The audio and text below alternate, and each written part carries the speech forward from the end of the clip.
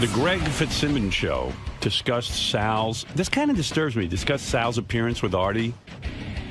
Artie did a stand-up show Saturday night. Had Sal on the bill with him, and Well, how did they know about it at Greg Fitzsimmons? Well, because Greg was on the bill too. Yes, Greg was with us. And I was just listening to it, and one of the listeners wrote in and said, "Gee, Sal was racist but funny and hysterical and blah blah blah blah blah."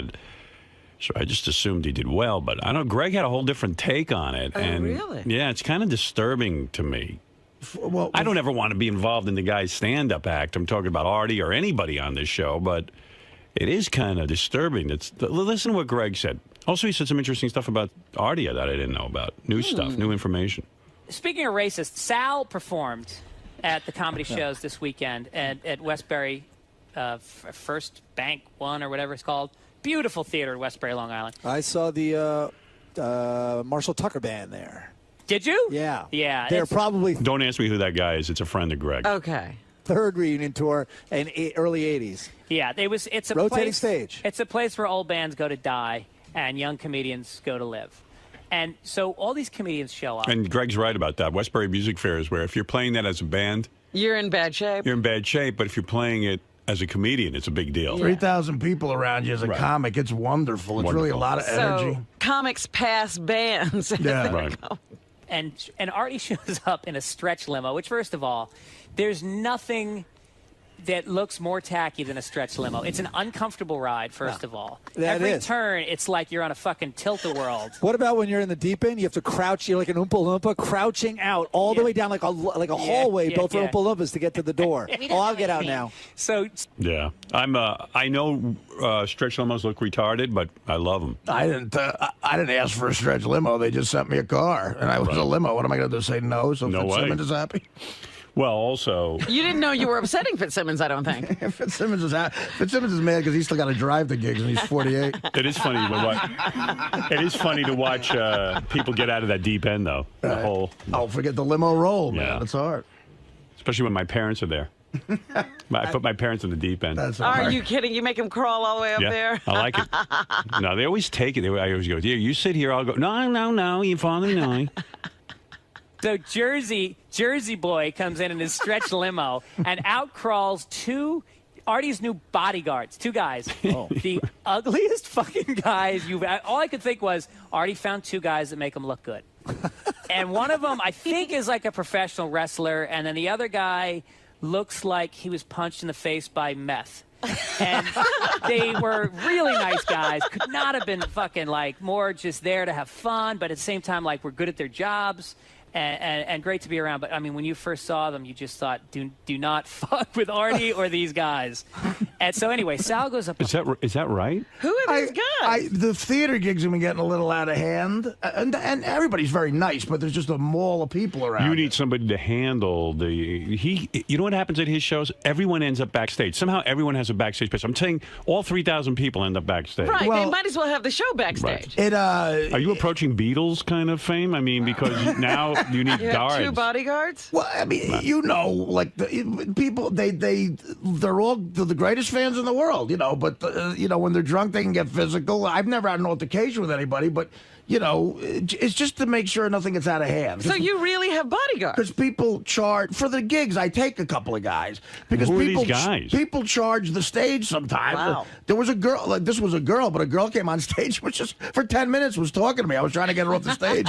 A guy Right, you came need on someone to handle that. Well, this is why I'm getting these guys. This one guy is a professional wrestler. His name is JC Kissel, and he goes by JC the Outpatient, and he wrestles in those gigs in Sea Caucus at the high school or something. But he's the greatest guy. And How did you meet Fitzsimmons these is right. guys? If you look at this guy, you don't fuck with him. How did you meet these guys? How did you I met JC through Otto and George, actually. I did a gig with Otto and George, and he was there, and he's a great guy. And he was like, if you ever need security at some gigs, let me know. And Did you check his credentials? I mean, you don't want an Altamont kind of situation where... well, I mean, no, I don't think... Of course not. I don't think he... out the box. Artie wouldn't check anyone's What are you credentials. talking about? This kid is a tough motherfucker. That's Well, what I know, understand that, but But he's the but kind of does guy. he know when to use He's the force? kind of guy. Who's, someone looked at Artie. He's the kind of guy who's big enough to where people Right. wouldn't start in the first place. He is a good defensive measure. Like, you know those big guys that hang around Britney Spears? Yes. You know, like, no trouble's going to happen because they see them and you don't start trouble. Is this a black guy? No, he's a white guy. okay. But that's what this guy, you know, puts out there Right. just by looking at him. Getting the big black guy, though, is a whole nother level. And the other kid who actually wanted to punch Fitzsimmons in the face because Fitzsimmons is pretty arrogant. You know? He's snarky. He's very snarky, yeah. And I think I saved his life the other night. He's very little to be so snarky. Yeah. So Claims he's a fighter too. Greg Fitzsimmons. He's like, he's like 3 feet tall, and he claims he can kick anyone's ass. Boxing. but the other guy was the bad cop. Oh, Yeah. okay. And he looks like he was hit by meth or what? It wasn't meth. Maybe some other things. So, and he needs some cash. So, I mean, look, if you see these gigs, you'd go, maybe you should have someone around you. But it's never been an issue, really. Does the bad cop ever go up to any of your fans and go, look, if you want to see Artie, you got to take care of the kid? I don't know, but I gave him permission to. Maybe that's why everybody's back. Actually, this guy JC, he's got an amazing story where I let him sleep in my room at the Ramada Inn. I had a gig out in Pennsylvania, and the fans, of course, knew the room I was in. So I said, I'm not staying here. He crashed there, and he claims a chick blew him thinking he was me. Wow. Does he look like you? Well, yeah, he sort of got the big. When I had the longer hair, a lot. What did Fitzsimmons do to piss him off that he wanted to punch out Not Fitzsimmons? JC the cop. He pissed off the bad cop. Yeah, just being. He just is condescending. What did he say to him? I don't know. He did. All right, but anyway, here's the point. The bad cop came over to me and. Well, you don't want to give his. All right, just calm down for a second. Let me. You're asking me questions. It's too early for questions. The lights are bright. He's breaking down over there. No, but he came over to me and said, "Look, that fucking kid, I'm telling you, Lang.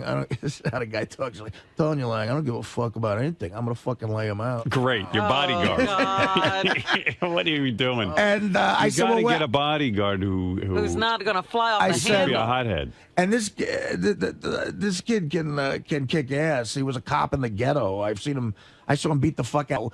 Just in a tell different- racist jokes? Yeah, in a different. See, because in other words, No, there's something there's guy- an obvious difference. You're Right. making it like Artie does a joke about how white guy using the N word, Right. and then all of a sudden he goes, nah. playing basketball, yeah, right. and by mistake you say it, and you Right. get your ass So kicked. it's a commentary on our society, Exactly. race relations. Right. Okay. So But what is Sal doing? And again, he got good reviews from people, and again, it's sensitive on the air. And see, Greg is being completely honest. Right. Sal did kill and everything, but he tells jokes that are just flat out racist. Like, can you give me an example?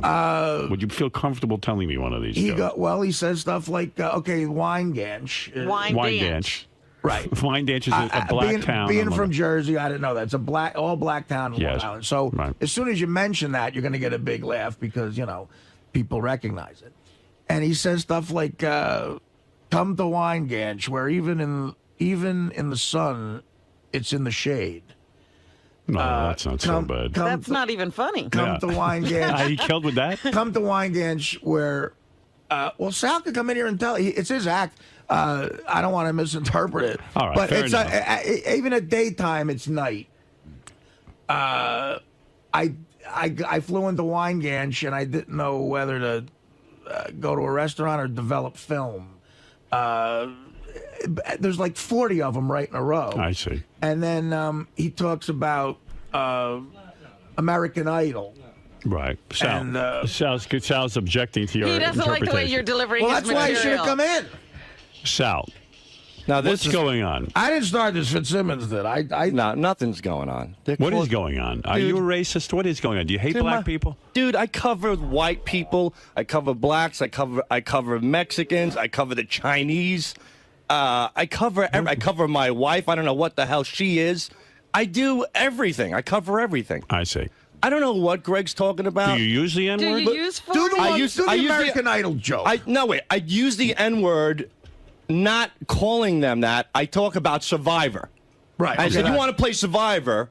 You know, park in Harlem with a T-shirt that says "I hate niggers," something like that. All right. That's the, you know what I mean? I see. So Right, that's when you use the N-word. I right. don't know where Fitzsimmons has come with this. The thing is that a lot of comedians do a lot of crazy things, and you know, I believe in doing edgy material. But if you can craft it in a way where people know it's a joke, like Eddie Murphy says, as long as it's not offensive.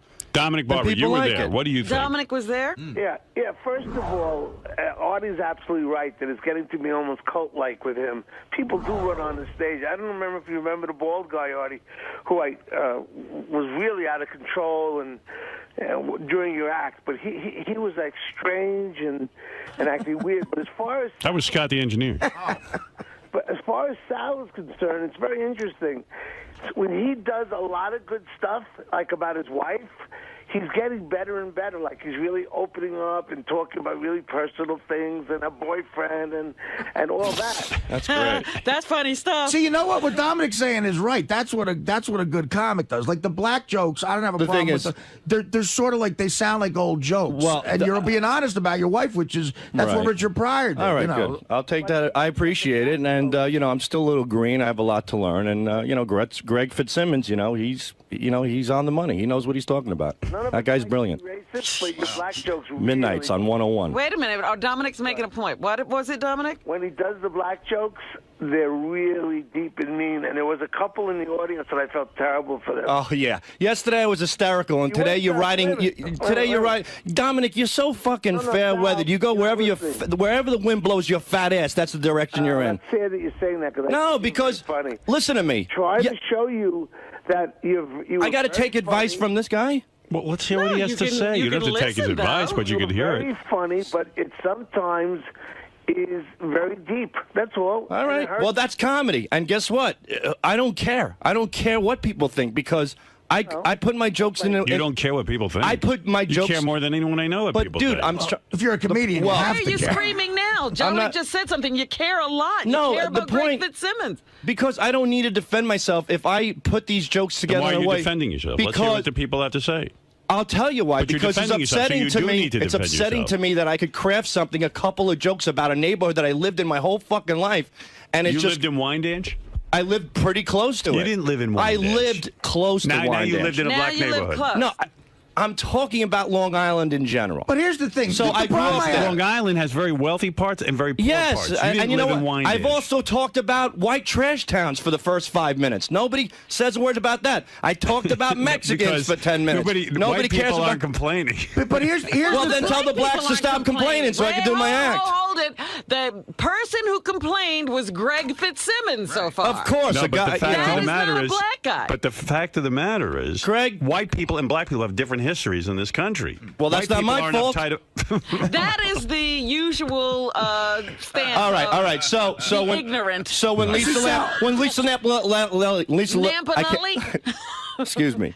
When Lisa Lampanelli calls somebody blurple in the audience because she got fucked in the ass by a black guy, what does that do? That gives her the red carpet to do whatever she wants. The That- red carpet? Yeah, I mean, she gives her mean the the right, green light? the green light or Blanche whatever or the the case green may to light? the be. red carpet. See, that's why bother? See, but the only problem I get, the jokes weren't specific to Wyandanch. They were just black jokes. You know what I mean? It's like Right. And did you write all of those jokes? Yeah.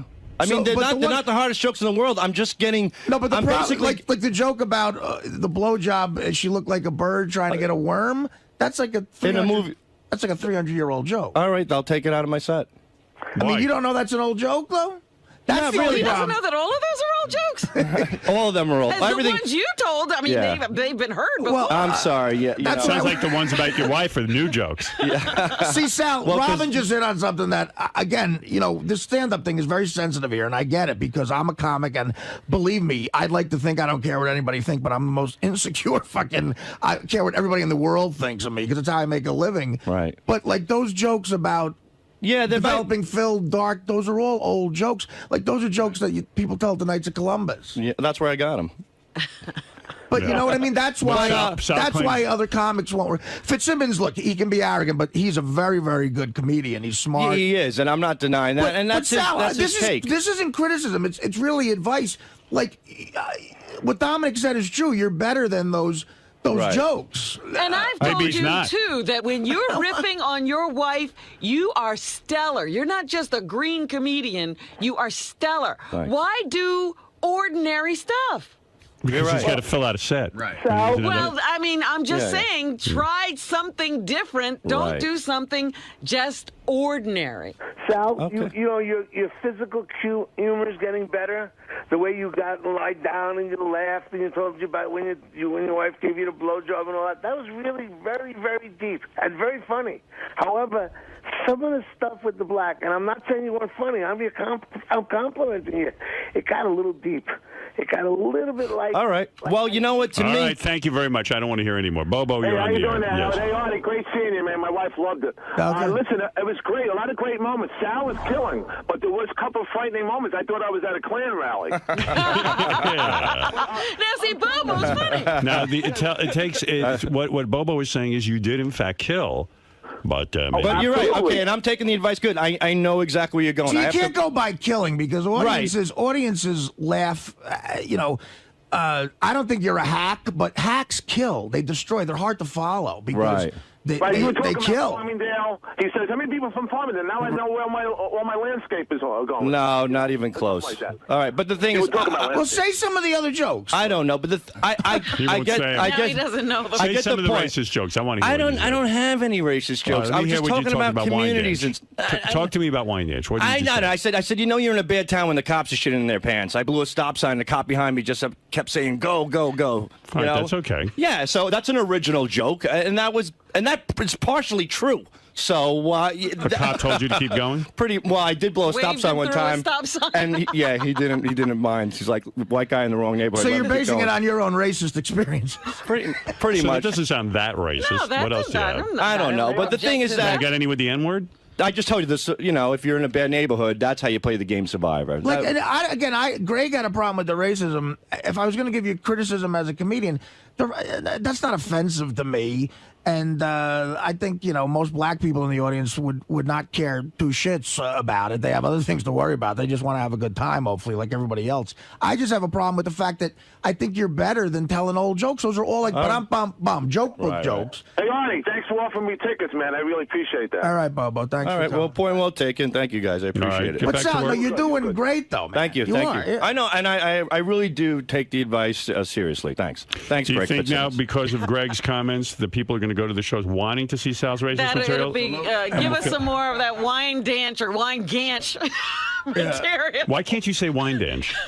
Well, again, I now I know it's in my head. Wine ganch, wine dance. I'm sorry. dance. I heard him say it 50,000 times the other. And again, to stick up for Greg a little bit, every comic back there had the same opinion of Right, Sal. there was a cringe factor on the race stuff, but more importantly, the jokes you're claiming were kind of like old Like joke even in book his jokes. riff about his wife giving him a blowjob, that does get funny. But then he says she looked like a bird trying to get a worm. That's like ancient. What just beyond like Pat Cooper in his stand-up doesn't have any punchlines. He kills by just being himself. Mm-hmm. I think Sal's capable of doing that. When he gets on those rants, he could do it. And you blow it with a stupid joke like that. Hey, you got to give Shuli credit, too. Shuli was good. Yeah, Shuli always does Who's well. I didn't know who else was on the show. Give me an American Idol type moment here. You have Shuli, Greg Fitzsimmons, Sal, yourself, of course, and who else? Anybody else that we know? Bob Levy. Bob Levy. Right. Is Sal better than who is the Out of that next group? next to you? I would imagine Greg Fitzsimmons you would consider to be. Yeah, I mean, you just shouldn't put Greg in I don't there. think I'm better than Greg. I think Greg is better than me. You as a do. comic. Okay, so you rate Greg number one, yourself second. Out of what you just said, Yeah. Who is? Where are you between you and Bob Levy? Right. I don't know. And where's Sal in that list? I don't think I could rate myself. Give me numbers. Well, each person. Sal would even say this. You're mentioning guys who've been doing stand-up for 20 years. So I would go Fitzsimmons, Levy. What was Fitzsimmons, Levy, Shuli, probably that order. What about Sal? Is he last? Sal would probably in that group because that's a tough group. I would put Sal maybe at the bottom of that now. I see. I travel with Nick DiPaolo. I think Nick's one of the best comedians in the last 20 years. But Artie, let me say something. As sitting in the audience and observing every comic that came on, Sal seemed to get a lot of laughs. I'm telling you. So, Bobo, how do you I rate know the that. comedians? I know that, but Who is the best? Well, to me, I love Artie. Okay, all right. After and then Artie, I got Sal. Sal was Sal was second. after Artie. And then Shuli. Shuli was very good. And then Greg? Yeah. Or I'm Bob. telling you, Greg didn't do it for me. He was funny, but Shuli was up there, and then Sal. See, this is what. What about Bob? I was saying for myself and my wife, and I was just observing everybody's laugh and everything. All right, so Bobo, you're telling me that next to Artie, right? Artie's a prince. Artie's separate. Next to Artie. It's just my show, Okay, man. next to Artie. That's all right. Take some. Hey, you can got take it. fans. Take it. Next to Artie. I'm an Artie fan. Yeah. Sal was the funniest. Absolutely. Okay, that's what I want to know. And again, you see, you can't base it to move ahead as a comic. You can't base it on killing. You have to base it on the material. Like again, you could. Artie, you base it on what the fans say. They You're like Sal. evaluating from a different All right. standpoint. Well, I'm trying to get Sal to maybe go to another level. Well, he was going to work on it. and he's gonna- Audiences can't help you go to another level. I think by the end of the day, Sal will be at another level. All right, thank you. You're welcome. And I don't care what level he's at. Get to work. In other words, if a scout for like Letterman was there and saw all those sets, even considering what Bobo said, You're saying Greg would get picked. Greg's getting on Letterman, not Sal. Yeah, but let me Because it's original. It's original material. What about this? Well, let me ask you this. Doesn't Greg Fitzsimmons need some wine dance jokes? Maybe that'll put him over the I top. think after the other night, we all could do with some wine dance jokes. What did you want to say, Fred? not to defend Sal in any way, shape, or form, but I mean the fact is, in that context of all, it was very interesting that Bobo put him higher up on the list. You're in a live show. He's not auditioning for Letterman. He's not auditioning for TV. He's not auditioning for broadcast. Maybe for that particular venue, he did the right shit. I mean, I'm saying he could elevate his stuff. But I know Sal wants to go further. That's why I'm bringing that up to him. That's very nice of you to help him. Yeah, thank All right, you. thank you. Sal, why do you think Greg Fitzsimmons has such a problem with your comedy? Was he even worth discussing? Who's Greg Fitzsimmons? Oh, man. Don't you think for someone who's a professional comedian, he should, understand your humor? I mean, it's a learning experience, and every day you just learn to get better. And today I learned from Greg Fitzsimmons. I got to, pull back on some of my edgier racial material. So, do you agree with that? Sure. Well, who would know better than him? I mean, look how successful the guy is. I'm sensing some sarcasm from you, Sal. No, not at all. I mean, Greg's very, very, he's very. He's who are we talking about again? What's that guy's name? Greg. Bald guy that comes on. I just think Sal should tell jokes that are more original because he's becoming a really good comic and he's real comfortable on stage. He's a naturally funny guy, and the only problem I had with the racial humor was they were sort of old-sounding jokes, like bum-bum-bum, and like that's old-time comedy that doesn't work for everybody. And I think Sal would be at his funniest just riffing about his wife and other things. And I didn't have a problem with the racial part, just the fact that the jokes were all about one subject, which happened to be racism and black people. And they were all sort of joke book type jokes. But Sal is doing great. He's really improved. And that's an easy fix. You just start writing more material. Everybody's got to do that. But, Greg had a take that I respect because Greg's a great, great comedian. But what do you why do you think Greg had a problem with it? Well, I mean, I don't think it's makes Greg have a unique opinion about that particular thing. I agree with him. A lot of people would find the jokes offensive. I don't, I'm sort of desensitized to it. And I don't think Greg does either. As a comic, you're pretty jaded about stuff, but Greg was pointing out that in the audience, there were some people that seemed uptight, and that I understand. See, this is Artie's bodyguard. Hey, man. Oh. JC. Hey, Howard, what's going on, buddy? Hey, man, is that really your bodyguard, JC? This is JC. How you doing, man? What's up, Artie? What's going on? Hi, Robin. We learned on the Greg Fitzsimmons show that Artie now has two bodyguards at his shows. He was fucking picking on me. He goes, "What, did Artie hire you two to make him look good?" Well, technically, yeah. I mean, you got to admit, Howard hired me for that. So tell the story about when you got blown. The chick thought you were me. I'll tell you what, women should drink more like they do down Levittown. First of all, Levittown, if you're ever feeling bad about yourself, take a ride down there, and it's such a shithole fucking town that it'll really make you feel good about yourself. And that's where Levy's club is. I see. So what happened, Artie? Bob Levy started a comedy club in a Ramada Inn, Right. and I was given a floor on the same floor as the club, which was essentially floor 1. And when I went back to my room, everybody online, followed you. Everybody online to get into the club saw me. He always talks about. He's like, I don't want to have to ask. I don't want to have to cajole. I just want somebody to come in and blow literally me. rape me. Well, yeah, JC's telling me this. I'm going, what? That quickly it happened. And at least she thinks I have a big dick. I know a lot of people don't. I don't use his name to get laid or anything else like that. And I call my buddy Barry up and I'm telling him the story. I mean, you think Artie get mad that I got a blowjob in his room? Oh, there's a picture And, of JC. and then I told Artie. I said, Whoa. I They're told looking at a Artie- picture of you, JC. We're looking right? at a picture right now. Yeah, I can see where someone might, in the dark, right. make that mistake. But I told Artie, I said, I got a blowjob in your room. I go, hope you're not mad. And he goes, well, thanks a lot, Jay. Next time we're down Levittown and she wants to blow me, she's going to be really pissed because I got a little penis.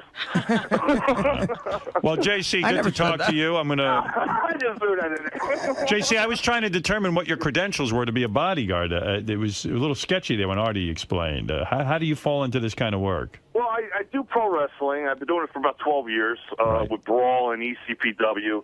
I'm good friends with Otto. I'm 6'4", 350. I could fight like a motherfucker, but you know what? I don't show off stuff like that. But you know how to keep the peace? Because I know you wanted to beat up. No, Okay. you know what? I'm a very No, nice the other guy wanted to beat up. criminal Greg. record. Oh, okay.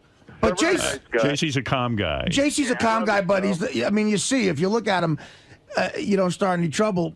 But this will just take 5 minutes. You have to hear what happened to this kid. You talk about fucked up families. JC? Yeah, JC, tell he's in high school, going to high I school, was 17 years in high old. school. My father hated my fucking guts my whole life. I mean, I was 14 years old. My old man told me that I'm no son of his. I don't love you.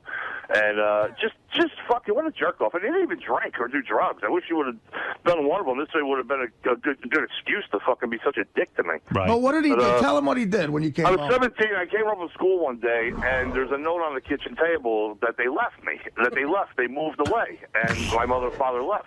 What? And I'm looking, and I'm like, I go through the house, and there's no furniture, and I'm like, well, they're really fucking me with this joke here. So I call my aunt up, and I asked her what the hell happened. And look, your father just, he can't be with you anymore. He doesn't love you, and they packed up and they left. And Wow. And he convinced his mother. The I was father. pretty fucking devastated, and I hated my mother for a while, and but I understood why she left, because she wasn't working, and he was the supporter, but he used to hit her and all that shit. I found out later, and thank God he's dead now, but Wow. he was such a jerk off, and then one day he wanted to get a hold of me, and I met him at Lakewood in the trailer. He wanted to ask me a question. And he asked me, he goes, I got something to ask him. Like, what are you going to ask me? He goes, what would you do if I died? I said, I would put your fucking body on ice and collect the government checks till I got caught. Yeah. Oh, that's great. But could you imagine this guy convinced his mother Let me ask to you a couple. leave him? I know, but do you think he was your biological father? Unfortunately, yeah, he was, because I kept asking my mother, I'm like, are you sure he's my dad? Because I have a great sense of humor, and I joke around a lot, and I used to listen to you and Honest on NBC, and he would always, the only time he made me laugh, because he always hated you and Honest, because I would listen to you. One morning he wrote on a piece of paper, I must get a job. I must get a job. I'm 16 years old. What the fuck do you want me to do, jerk off? Well, do you have other siblings? Yeah, I have a sister. She's Did the younger than me. Did the sister get to go with them? No, my sister had a boyfriend at the time, and she married him. She's been married for 20 years. She was living with him at the time. Oh, so when your parents left, did they take the sister with them? Oh, no, she was already living with her boyfriend. Oh, okay, I got But you. did they like her? Yeah, unfortunately, yeah. They loved her. And then he finishes high school. I wasn't a bad kid. I wasn't an asshole. I got fights like everybody else, but I played sports and all this shit, and he was just a real fucking jerk. Maybe you ever think he was jealous of you? I don't know. I got bigger. As I got bigger, he kept saying, you can lift all the weights you want. You're not going to be nothing when you grow up. And I'm like, hey, thanks for the encouragement, Dad. Yeah, because when he told me this, I said, God, Howard would probably love to hear about this because, coming from a therapy standpoint. I mean, he's 17. He's not done with high school yet. They cleaned out the furniture. Like he left in the morning and his house was... But why leave him furniture? I mean, he leaves for school in the morning and it's like his family and furniture. He goes Wow. back Did in you the ever say to your mom, how could you do that to me? Yeah, well, later on when I talked to her, I said, how the fuck can you do that? And she told me, she cried, and she said, he was the breadwinner. I was scared, and you know what? My mother is a saint, a sweetheart. Unfortunately, she passed away a few years ago of cancer. And, I can't believe you turned your mother into a saint after she took off with the old man and the furniture. You know what? I understood, I guess, in a way. Like, what are you going to do? Yeah, but JC, it's tough to say, but like my mom would have chained herself to something before. You know what I mean? It's like, hey, I think my mom would have left. You've offended, hey, JC, real quick, because I got to move along. But you've offended Wheels over in Bristol, Pennsylvania. What do you want to say, Wheels? How you doing? Good morning. Morning. And let me tell you something. Do you see the way this guy looks? The way he dresses? Yeah. He does make Artie look like a prince. How come I'm catching shit? Highway, you jackass. Why are you mad at Wheels? Why are you mad at JC? Wait a second. I'm always mad, Howard. And and Artie, you could have spent 5 minutes with your fans. You left the set. You just walked through the fucking pool table area. You got a bad phone connection, Wheels. I'm going to have to hang up. I can't take it. Ralph, go ahead. Wheels always has a bad phone connection. Yeah, it's horrible. He's shitty. Hey, I didn't mean nothing with the people in the town. The people in the town were wonderful. I think I signed every person an autograph in that fucking. The people in the town were wonderful to us and all that stuff. I mean, it just looked like a shithole town. I mean, it's... Ralph, go ahead. Hey, Artie. Do you ever in your life hire any professionals?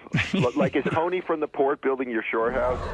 No, the shore house was a professional. Yeah? Yeah. I mean, why don't you get a real bodyguard? Well, why doesn't Howard get a real stylist? There you go. I look like I killed a family of 6. I understand that. I mean, Howard suffers with the same thing. Ralph, you've done makeup, hair, film and stuff for you. I mean, no, you know what, Ralph? Listen, you're right. JC, listen, if you meet this guy, what credentials do you need? He's an intimidating guy, and. Well, like Howard said, you can beat people up doesn't mean he's a good bodyguard. You want somebody who's going to diffuse a situation. Right, but I'm very good with the crowd. I take the gifts and all that stuff. I calm people down. I walk people out. I make sure Artie's okay. It's all about Artie. You know what's weird, Ralph? Despite what he looks like, he is diplomatic. Hey, where's Robin going? My buddy, the cop. Hold it a second. Robin, where are you going? Robin's. She's going to take a dump. You know what? When she does that, it's got to be that, right? Yeah. She left right in the middle. Yeah. It's like she just went out, man. I know. Are you making duty? No. What were you? Why did you just sneak out? Something's up. Did you just make some duty? I just went to put my news clips in because it's getting late. Okay. They need to get them. Yeah, you're me. right. All right. By the way, I got to tell Ralph, I didn't get a chance to say anything, but I heard some of the show. I loved Ralph's show. Yeah, I thought it was good too. Really good. Yeah, he did a great job. Ralph, thank you. JC, thanks, man. Good luck. Thanks, Howard. All right, take care, guys. Talk to you later. Later, JC. Can't believe this guy got a blowjob being you. Amazing. I can't believe you really. didn't get the blowjob. He did. Your buddy JC. Are you jealous of that? He got that blowjob and you didn't? Yeah. Anybody who gets a blowjob in my name, I'm always jealous of. Hey, let's hear from Steve Langford. Steve Langford has a huge penis. Hey, Steve, what do you have for us in the news? Just some of the stories we're working on in the Howard 100 newsroom. The story that even Richard Christie doesn't want to talk about. His appearance at a bachelor party in Atlantic City over the weekend. Sal's normally affable life partner strangely tongue-tied about his paid appearance in AC, an appearance he curiously did not mention to the Stern Show. Richard telling Howard 100 News 14 times during an 8-minute interview how boring the appearance was, that nothing happened, and insisting this is not a story. I don't understand what the story is. What is the story? That Richard was at a bachelor party? Richard Christie will do and reveal just about anything. Right. So when we ask him about this, that he told nobody about, we got a tip. What, did he work the bachelor party? Yeah. He was paid? Yes. He was very uptight about it. Why is he uptight about it? No, but what he's saying is there's no story to tell. I went and performed at a bachelor party. Well, whenever we hear there's no story there, we find it a story. But maybe there really is no story. Well, Richard, is there a story? No, I went to Atlantic City, had a steak dinner with these guys. They were real cool, real fun, but nothing crazy happened. And you were paid? Yeah. And all you had to do was have dinner with them? So Steve at Bobby Flay's. It was awesome. So Steve interviewed you about it, and you said, well, I don't really have any good stories. I told him. I said, that normally I'll tell Gary if something crazy happens on the weekend on Monday. I didn't tell Gary because nothing crazy happened there. It's boring. So Steve's accusing you of hiding something. Yeah, but not necessarily. What we are saying, though, I is can that never he's go very where... uptight about this. And if you watch him right now, He doesn't appear uptight. He's a little, and during the interview, 14 times in an 8-minute interview, there's no story. But maybe there was no story. Well, it's interesting. It's interesting. Steve's always wanting to dig, but I'm sorry, Steve. Steve, that's your lead story, and that's that there's no story. Hey, listen. Sometimes you got the Iraq War, and sometimes you got right. Steve has told me many times, because I've gone through this with him, as soon as you say there's no story, in his mind the light bulb goes off that you're hiding something. So should I just say, like, let's say you ask me about something, and I'm never going to say to you, there's no story. I'm just going to say to you, I'll give you every boring detail. Yeah. That's what you should have done. I gave him the details. I said, well, you want to know the most exciting thing, Steve? I rode Greyhound down there and back. And that was it. That's the most exciting. Yeah. I got to tell you, though, one thing about the Howard 100 newsroom, I didn't think there was a story when we got the new green room couch, but Lisa G proved us wrong. There you go. She did. Well, you know what? John Minnelli didn't think there was a story when we asked him about his extracurricular work. So it tends to be a pattern. And the reason I look nervous is I'm nervous in a room with Steve. He's weird. He closed the green room door and had a microphone in my face. Of course I'm nervous. All right. Thank you, Richard. And Thank Steve, you. please get to the bottom of that. I think there is a story. I think you're right. Also today, Kenneth Keith Kallenbach's mother saying thank you for being so kind after Howard called her and spoke to her for nearly 15 minutes. Mrs. Kallenbach telling us she was very happy to get the call since Howard was Kenneth Keith's idol. You know, Steve's getting to me. I'm thinking about it. Richard clearly got fucked in the ass in Atlantic City. That's what You think happened. that's the story? I think that's it. All right. What else you got? And High Pitch Mike up to his odd antics again. High Pitch making a bold political prediction, apparently based on his experience as a serious scholar of American Idol. High Pitch vowing that if Senator Obama ever gets elected as president, High Pitch will agree to ride the Sibian. High Pitch Mike wants to ride the Sibian if Obama becomes president? That's what he says. I might vote for Obama. What? Why? Yeah, High Pitch Mike, I think he's got black people issues. You do? I think he does in the past, because didn't he write a racist High Pitch song? Mike? Yeah, didn't he write a racist song? He's had a few, but he claims not to really be a racist. Oh, all right. This day and age, how can you have something against black people? I mean, really? Well, have ask we not Daniel evolved? Carver. I mean, Well, I mean, all right, he's a throwback. around. Ask the people in Kentucky who voted last night. I don't know. Yeah, Sal. Yeah. What is it, Jason? Dude, Mike totally has issues with Wait, what? What mic are you on? How can I tell? 3. Yeah. Mike totally has issues with black people. Really? How do you know this? Because, well, first of all, just a couple times on the air on the intern show, he said that he would never vote for a black person. Oh. That there is no black person in America that's capable of being president. And Wow. we found a tape of him. I'm pulling the audio for tomorrow, but a tape of him from years ago. Mike, explain this to me. I'm shocked to hear this. Is this true?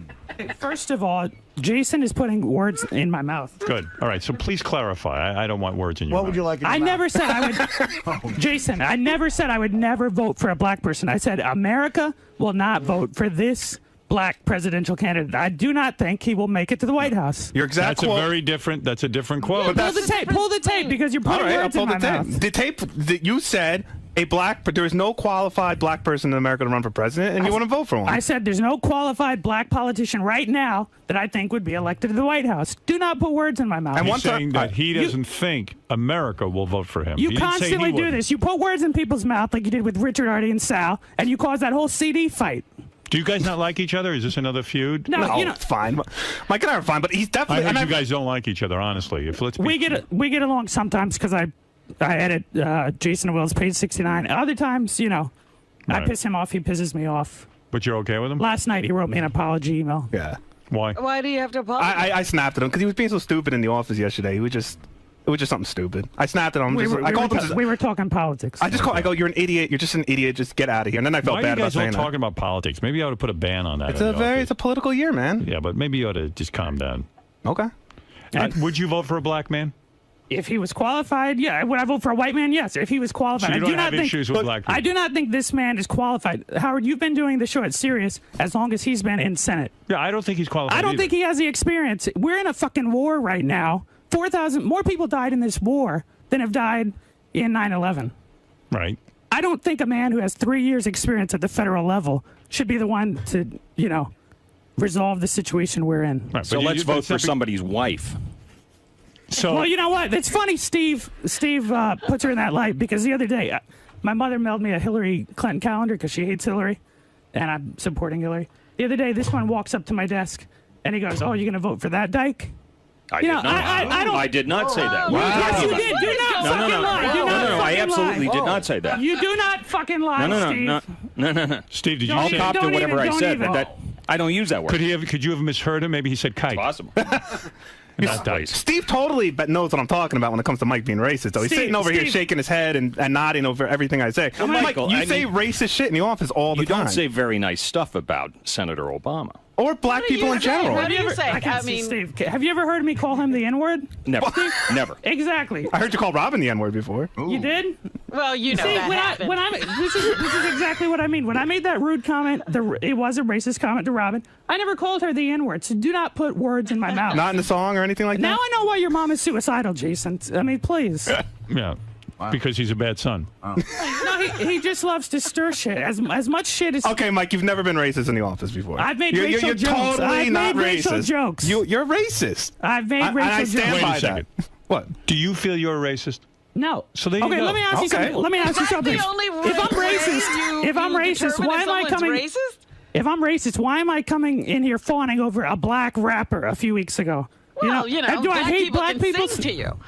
In other words, you don't have those feelings. He's putting words. I let the guy give me spiritual advice. So you think I'm going to follow a guy? You love Run DMC. The group I like. I think that but man. you love Reverend Run. I think he's an intelligent and man. he is your spiritual advisor. I think him or his brother would be a better president than Barack Obama. All right. So there you go. I think you've really misrepresented Mike's intentions, but if you have clips, I would listen to them. I will bring them. And one quick thing, Howard. I love how this situation with Artie will never get resolved because I have fans emailing me his Westbury, Long Island show.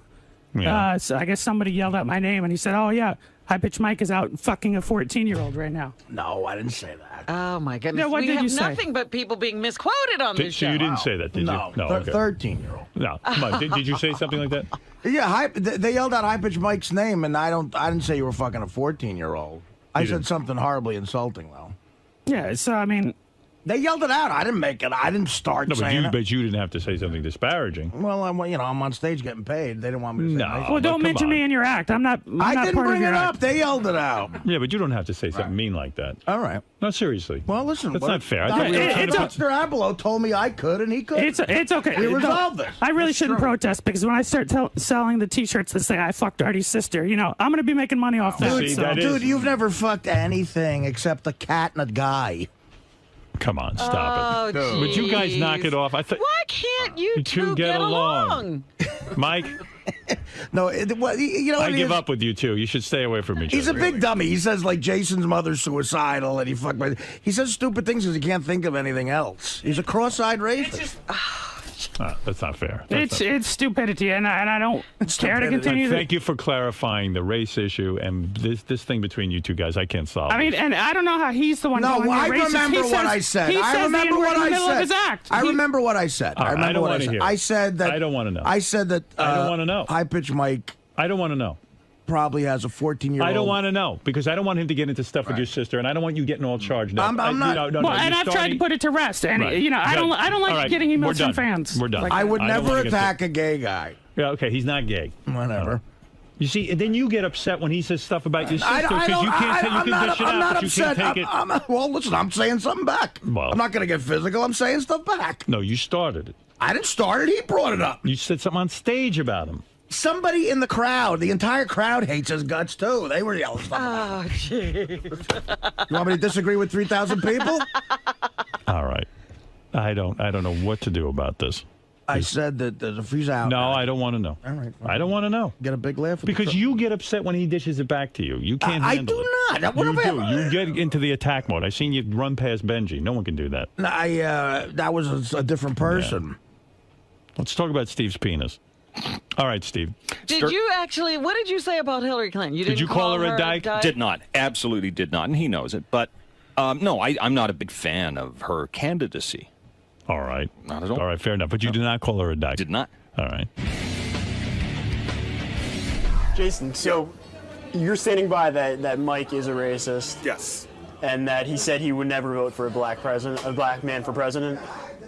I got to look up the exact quote, so I won't put an exact quote in his mouth. But yes, the gist of the quote was, black people aren't qualified to be president, he would never vote for. And this clip is actually from way before Obama. It's like from 97 or 98.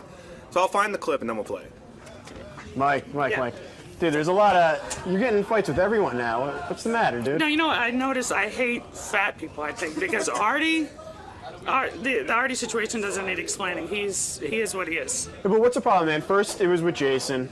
Then it went to Langford, and then it went to Artie. Well, Langford made a clearly homophobic comment about a presidential candidate. And, curiously enough, he doesn't have the balls to admit he said it.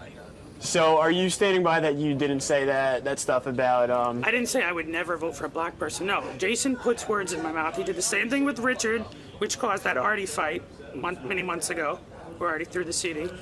I said I would not vote for this black person. So it doesn't matter whether he's white or black. You just have a problem with this one guy. Absolutely. Not the race. Absolutely. Why would Jason run in there and say those things about you when they're not because true? He loves to start shit.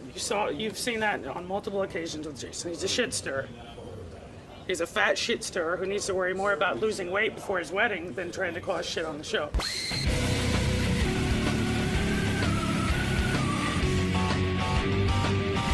You're not just a green comedian, you are stellar. Thanks. Why do ordinary stuff? Because he's got to fill out a set. Right. Well, I mean, I'm just saying, try something different. Don't do something just ordinary. Sal, your physical humor is getting better. The way you got to lie down and you laughed and you told you about when your wife gave you the blowjob and all that. That was really very, very deep and very funny. However, some of the stuff with the black, and I'm not saying you weren't funny. I'm complimenting you. It got a little deep. It got a little bit like... All right. Well, you know what, to me... All right, thank you very much. I don't want to hear any more. Bobo, you're on the air. Yes. Hey, Artie, great seeing you, man. My wife loved it. Listen, it was great. A lot of great moments. Sal was killing, but there was a couple of frightening moments. I thought I was at a Klan rally. Now, see, Bobo's funny. Now, what Bobo is saying is you did, in fact, kill. But you're right. Okay, and I'm taking the advice good. I know exactly where you're going. So you can't go by killing because audiences laugh. I don't think you're a hack, but hacks kill. They destroy. They're hard to follow because they kill. Farmingdale. He says, how many people from Farmingdale? Now I know where all my landscape is going. No, not even close. Like that. All right, but the thing is, well, say some of the other jokes. I don't know, but I get. He doesn't know the Say some of the racist jokes. I want to hear. I don't have any racist jokes. I'm just talking about communities and. Talk to me about wine dance. What did you say? I said, you're in a bad town when the cops are shitting in their pants. I blew a stop sign. The cop behind me just kept saying, "Go, go, go." All right, that's okay. Yeah, so that's an original joke, and that is partially true. So the cop told you to keep going. I did blow a stop sign one time, and he didn't mind. He's like, white guy in the wrong neighborhood. So you're basing it on your own racist experience. Pretty so much. That doesn't sound that racist. No, what else do you have? I don't know, but the thing is that you got any with the N-word? I just told you this. If you're in a bad neighborhood, that's how you play the game Survivor. Greg had a problem with the racism. If I was going to give you criticism as a comedian, that's not offensive to me. And I think, most black people in the audience would not care two shits about it. They have other things to worry about. They just want to have a good time, hopefully, like everybody else. I just have a problem with the fact that I think you're better than telling old jokes. Those are all like joke book jokes. Hey, Artie, thanks for offering me tickets, man. I really appreciate that. All right, Bobo. Thanks. All right, well, point well taken. Thank you, guys. I appreciate it. But Sal, no, you're doing great, though, man. Thank you. Thank you. I know, and I really do take the advice seriously. Thanks. Thanks, Greg. Do you think now, because of Greg's comments, that people are going to go to the shows wanting to see Sal's racist material? Give us some more of that wine dance or wine ganch material. Why can't you say wine dance? Well, again, I know it's in my head. Wine ganch. Wine dance. I'm sorry. I heard him say it 50,000 times the other. And again, to stick up for Greg a little bit, every comic back there had the same opinion of Sal. There was a cringe factor on the race stuff, but more importantly, the jokes you're claiming were kind of like old Like even in his jokes. riff about his wife giving him a blowjob, that does get funny, but then he says she looked like a bird trying to get a worm. That's, like ancient. Just, beyond. Like Pat Cooper in his stand-up doesn't have any punchlines. He kills by just being himself. I think Sal's capable of doing that. When he gets on those rants, he could do it. And you blow it with a stupid joke like that. you got to give Shuli credit too. Shuli was good. Yeah, Shuli always does Who's, well. I didn't know who else was on the show. Give me an American Idol type moment here. You have Shuli, Greg Fitzsimmons, Sal, yourself, of course, and who else? Anybody else that we know? Bob Levy. Bob Levy. Right. Is Sal better than who is the out of that next group? next to you? I would imagine Greg Fitzsimmons you would consider to be. Yeah, I mean you shouldn't put Greg in I don't there. think I'm better than Greg. I think Greg is better than me. You as a do. comic. Okay, so you rate Greg number one, yourself second. Out of what you just said? Yeah. Who is? Where are you between you and Bob Levy? Right. And where's Sal in that list? I don't think I could rate myself. Give me numbers. In Well, each person. Sal would even say this. You're mentioning guys who've been doing stand-up for 20 years. So I would go Fitzsimmons, Levy. What was Fitzsimmons, Levy, Shuli, probably that order. What about Sal? Is he last? Sal would probably in that group because that's a tough group. I would put Sal maybe at the bottom of that now. I see. I travel with Nick DiPaolo. I think Nick's one of the best comedians in the last 20 years. But Artie, let me say something. As sitting in the audience and observing every comic that came on, Sal seemed to get a lot of laughs. I'm telling you. So, Bobo, how do you rate the comedians? I know that, but who is the best? Well, to me, I love Artie. Okay, all right. After and then Artie, I got Sal. Sal was second. was after Artie. And then Shuli. Shuli was very good. And then Greg. Yeah. Or Bob. Greg didn't do it for me. He was funny, but Shuli was up there, and then Sal. See, this is what. What about Bob? I was saying for myself and my wife, and I was just observing everybody's laugh and everything. All right, so Bobo, you're telling me that next to Artie, right? Artie's a prince. Artie's separate. Next to Artie. It's just my show, Okay, man. Next to Artie. That's all right. Take some. Hey, you can got take fans. Take it. Next to Artie. I'm an Artie fan. Yeah. Sal was the funniest. Absolutely. Okay, that's what I want to know. And again, you see, He's very little to be so snarky. yeah. So claims he's a fighter too. Greg Fitzsimmons. He's like 3 feet tall, and he claims he can kick anyone's ass. Boxing. But the other guy was the bad cop. Oh, okay. And he looks like he was hit by meth or whatever. It wasn't meth. Maybe some other things. So, and he needs some cash. So, I mean, look, if you see these gigs, you'd go, maybe you should have someone around you. But it's never been an issue, really. Does the bad cop ever go up to any of your fans and go, look, if you want to see Artie, you got to take care of the kid? I don't know, but I gave him permission to. Maybe that's why everybody's back. Actually, this guy JC, he's got an amazing story where I let him sleep in my room at the Ramada Inn. I had a gig out in Pennsylvania, and the fans, of course, knew the room I was in. So I said, I'm not staying here. He crashed there, and he claims a chick blew him thinking he was me. Wow. Does he look like you? Well, yeah, he sort of got the big. When I had the longer hair, a lot. What did Fitzsimmons do to piss him off that he wanted to punch out Fitzsimmons? Not JC the cop. He pissed off the bad cop. Yeah, just being. He just is condescending. What did he say to him? I don't know. All right, but anyway, here's the point. The bad cop came over to me and. Well, you don't want to give in. All right, just calm down for a second. Let me. You're asking me questions. It's too early for questions. The lights are bright. He's breaking down over there. No, but he came over to me and said, "Look, that fucking kid, I'm telling you, lying." I'm not sure that they brought it up, but it was. And he killed, which was even more disturbing. Like, he did really well. And I thought, so the crowd either really thinks he's kidding or they really agree with him. I'm not sure. But it should be discussed because, anything he said, if it were played on Kid Chris's show, he would have been fired for that. It's worse than that song. So what's going on with Sal? I mean, what are these jokes, Art? You would know. What is going on here? Well, they are they're flat out racist jokes. I mean, you've seen my act like on It's the Whiskey Talk, and I talk about race and stuff. And yes, but it's not racist. Right. You get that. Right. Some people have to be told that because, and Robin, you understand what I'm doing. Right, absolutely. Right. So I think some comics see that and mistake that they can just, just tell racist jokes? Yeah, in a different. See, because, like, in other words. No, there's something there's an obvious difference. You're making it like Artie does a joke about how. White guy using the N-word. Right. And then all of a sudden he goes, nah.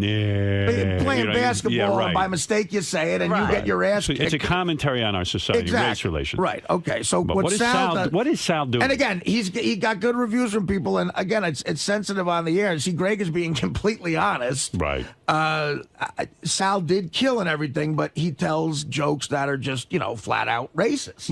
Like, can you give me an example? Would you feel comfortable telling me one of these? He says stuff like, wine ganch. Wine ganch. Right. Wine ganch is a black town. Being from Jersey, I didn't know that. It's all black town in Long Island. So as soon as you mention that, you're going to get a big laugh because, people recognize it. And he says stuff like, come to wine ganch, where even in the sun, it's in the shade. No, that's not so bad. That's not even funny. Come to wine ganch. He killed with that? Come to wine ganch where, Sal could come in here and tell. It's his act. I don't want to misinterpret it. All right, but fair it's enough. Even at daytime, it's night. I flew into wine ganch and I didn't know whether to go to a restaurant or develop film. There's like 40 of them right in a row. I see. And then he talks about American Idol. Right. Sal's objecting to your He doesn't like the way you're delivering his that's material. why you can't base it, to move ahead as a comic, you can't base it on killing. You have to base it on the material. Like, again, you could... Artie, you base it on what the fans say. They like Sal. You're evaluating from a different standpoint. Well, I'm trying to get Sal to maybe go to another level. Well, he was going to work on it. Audiences can't help you go to another level. I think by the end of the day, Sal will be at another level. All right, thank you. You're welcome. And I don't care what level he's at. Get to work. In other words, if a scout for like Letterman was there and saw all those sets, even considering what Bobo said, you're saying Greg would get. Greg's getting on Letterman, not Sal. Yeah, but because it's original. It's original material. What about this? Well, let me ask you this. Doesn't Greg Fitzsimmons need some wine dance jokes? Maybe that'll put him over the top. I think after the other night, we all could do with some wine dance jokes. What did you want to say, Fred? Not to defend Sal in any way, shape, or form, but I mean the fact is, in that context of all, it was very interesting that Bobo put him higher up on the list. You're in a live show. He's not auditioning for Letterman. He's not auditioning for TV. He's not auditioning for broadcast. Maybe for that particular venue, he did the right shit. And I'm saying elevate his stuff. But I know Sal wants to go further. That's why I'm bringing that up to him. That's very nice of you to help him. Yeah, thank you. Thank you. Sal, why do you think Greg Fitzsimmons has such a problem with your comedy? Was he even worth discussing? Who's Greg Fitzsimmons? Oh, man. Don't you think for someone who's a professional comedian, he should, understand your humor? I mean, it's a learning experience, and every day you just learn to get better, and today I learned from Greg Fitzsimmons. I got to, pull back on some of my edgier racial material, so... Do you agree with that? Sure. Well, who would know better than him? I mean, look how successful the guy is. I'm sensing some sarcasm from you, Sam. No, not at all. I mean, Greg's very, very, he's very... He's, who are we talking about again? What's that guy's name? Greg. Bald guy that comes on. I just think Sal should tell jokes that are more original because he's becoming a really good comic and he's real comfortable on stage. He's a naturally funny guy, and the only problem I had with the racial humor was they were sort of old-sounding jokes, like ba-dum-bum-bum, and like that's old-time comedy that doesn't work for everybody, And I think Sal would be at his funniest, just riffing about his wife and other things. And I didn't have a problem with the racial part, just the fact that the jokes were all about one subject, which happened to be racism and black people. And they were all sort of joke book type jokes. But Sal is doing great. He's really improved. And that's an easy fix. You just start writing more material. Everybody's got to do that. But, Greg had a take that I respect because Greg's a great, great comedian. But why do you think Greg had a problem with it? Well, I mean, I don't think it's makes Greg have a unique opinion about that particular thing. I agree with him. A lot of people would find the jokes offensive. I don't, I'm sort of desensitized to it. And I don't think Greg does either. As a comic, you're pretty jaded about stuff, but Greg was pointing out that in the audience, there were some people that seemed uptight, and that I understand. See, this is Artie's bodyguard. Hey, man. Oh. JC. Hey, Howard, what's going on, buddy? Hey, man, is that really your bodyguard, JC? This is JC. How you doing, man? What's up, Artie? What's going on? Hi, Robin. We learned on the Greg Fitzsimmons show that Artie now has two bodyguards at his shows. He was fucking picking on me. He goes, "What did Artie hire you two to make him look good?" Well, technically, yeah. I mean, if you got to admit, Howard hired me for that. So tell the story about when you got blown. The chick thought you were me. I'll tell you what, women should drink more like they do down Levittown. First of all, Levittown, if you're ever feeling bad about yourself, take a ride down there, and it's such a shithole fucking town that it'll really make you feel good about yourself. And that's where Levy's club is. I see. So what happened, Artie? Bob Levy started a comedy club in a Ramada Inn, Right. and I was given a floor on the same floor as the club, which was essentially floor 1. And when I went back to my room, everybody online, everybody online to get into the club saw me walking into my hotel room. So I had the option to stay there. I didn't want to. I had to do 2 shows. I left late, and I said to JC, I said, "Look, man, just take my key." He wanted to crash there, so I gave him the key, and then So the whole club, all the girls and every guys knew where your room Everybody, was. And people were coming by. People were yelling out the room number while I was on stage. CN 101, should I bring the Coke? I mean, stuff like that. Right. So, JC, you go to sleep in the room, and what happens? Yeah, actually, it was room 103, but I go in there, and I'm sleeping. At 3 o'clock, around 3 o'clock in the morning, somebody's pounding on the fucking door. And Poor Artie. I mean, finally a chick comes into the room to bang him, and he's not there. Listen to this. You got no fucking luck. This was funny. I open the door, and she dives right in, starts kissing me. She goes, "Artie, I fucking love you," and she goes down on me. Wow. So I didn't say nothing about it. I'm like, "Thank you, God," and she starts talking about how big my dick is and how much girth I have, and I'm like, "What the fuck is girth right now?" Because I just want to blow a load. Come in. Sal. Now, what's going on? I didn't start this. Fitzsimmons did. No, nothing's going on. What is going on? Are you a racist? What is going on? Do you hate black people? Dude, I cover white people. I cover blacks. I cover Mexicans. I cover the Chinese. I cover my wife. I don't know what the hell she is. I do everything. I cover everything. I see. I don't know what Greg's talking about. Do you use the N-word? Do you use for Do the, it? one, do the American Idol joke. I use the N-word, not calling them that. I talk about Survivor. Right. I said, you want to play Survivor, park in Harlem with a T-shirt that says, "I hate niggers," something like that. All right. That's the, you know what I mean? I see. So, right, that's when you use the N-word. I don't know where Fitzsimmons has come with this. The thing is that a lot of comedians do a lot of crazy things, and I believe in doing edgy material. But if you can craft it in a way where people know it's a joke, like Eddie Murphy says, as long as it's not offensive. Dominic Barber, you were there. What do you think? Dominic was there? Yeah. First of all, Artie's absolutely right that it's getting to be almost cult-like with him. People do run on the stage. I don't remember if you remember the bald guy, Artie, who was really out of control and during your act, but he was like strange and acting weird. But as far as that was Scott the engineer. But as far as Sal is concerned, it's very interesting.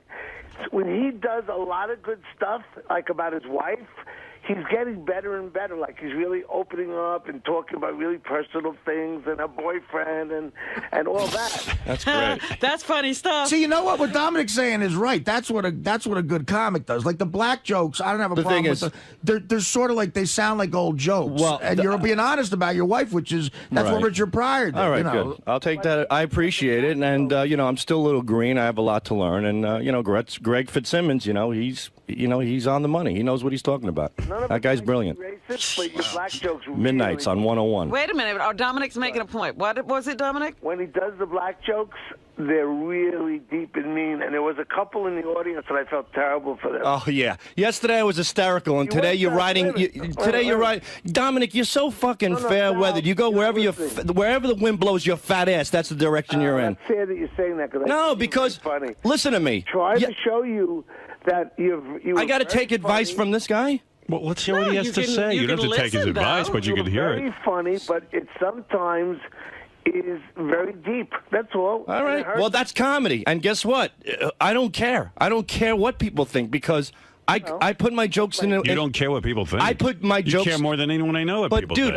If you're a comedian, you Why have are to you care. screaming now? Dominic just said something. You care a lot. No, you care the about Greg point- Fitzsimmons. Because I don't need to defend myself if I put these jokes Then together why are in a you way. defending yourself? Let's hear what the people have to say. I'll tell you why. But you're because it's defending yourself, so upsetting you to do me. need to It's defend upsetting yourself. to me that I could craft something, a couple of jokes about a neighborhood that I lived in my whole fucking life, and it's You just lived in Wyandanch? I lived pretty close to it. You didn't live in I Wyandanch. lived close to Now Wyandanch. you lived in a Now black you live neighborhood. close. No, I'm talking about Long Island in general. But here's the thing. So The I grew problem up I there. have- Long Island has very wealthy parts and very poor Yes, parts. You didn't and you know live in what? Wyandanch. I've also talked about white trash towns for the first 5 minutes. Nobody says a word about that. I talked about Mexicans for 10 minutes. Nobody white cares people about. aren't complaining. But here's Well, the then tell the blacks to stop complaining so I can do my act. Hold it. The person who complained was Greg Fitzsimmons so far. Of course, No, a but guy. the fact That of is the matter not a is, black guy. but the fact of the matter is, Greg, white people and black people have different histories in this country. Well, that's White not people my aren't fault. uptight- That is the usual stance. All right. So the when ignorant. So when Lisa Lampanelli? excuse me. When Lisa Lampanelli calls somebody blurple in the audience because she got fucked in the ass by a black guy, what does that do? That gives her the red carpet to do whatever she wants. The red carpet? Yeah, I mean, she gives her mean the the right, green light. the green light or whatever the case Gives may her the be. red carpet. See, that's why bother? See, but the only problem I get, the jokes weren't specific to Wyandanch. They were just black jokes. You know what I mean? It's like right. And did you write all of those jokes? Yeah. I mean, they're not the hardest jokes in the world. I'm just getting. No, but the I'm problem, basically like the joke about the blowjob, she looked like a bird trying to get a worm. That's like a in a movie. That's like a 300-year-old joke. All right, I'll take it out of my set. I mean, you don't know that's an old joke though. That's Not the really. only He doesn't problem. know that all of those are old jokes? All of them are old. As Everything. the ones you told, I mean, Yeah. they've been heard before. Well, I'm sorry. Yeah, That's Sounds like the ones about your wife are the new jokes. See, Sal, Well, 'cause- Robin just hit on something that, again, this stand-up thing is very sensitive here, and I get it because I'm a comic, and believe me, I'd like to think I don't care what anybody thinks, but I'm the most insecure I care what everybody in the world thinks of me because it's how I make a living. Right. But, like, those jokes about they're developing Phil, Dark, those are all old jokes. Like, those are jokes that people tell at the Knights of Columbus. Yeah, that's where I got them. But you know what I mean? That's why. Sal That's claims- why other comics won't. Fitzsimmons, look, he can be arrogant, but he's a very, very good comedian. He's smart. He is, and I'm not denying that. And that's Sal, that's his take. This isn't criticism. It's really advice. Like what Dominic said is true. You're better than those Right. jokes. And I've Maybe told he's you, not. too, that when you're riffing on your wife, you are stellar.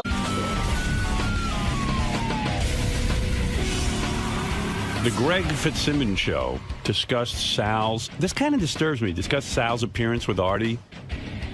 Artie did a stand-up show Saturday night. Had Sal on the bill with him, and Well, how we did did they get know about it at Greg Fitzsimmons? Well, because Greg was on the bill too. Yes, Greg was with us. And I was just listening to it, and one of the listeners wrote in and said, "Gee, Sal was racist but funny and hysterical and blah blah blah blah blah." And so I just assumed he did well, but I don't know. Greg had a whole different take on it, Oh, and really? yeah, it's kind of disturbing to me.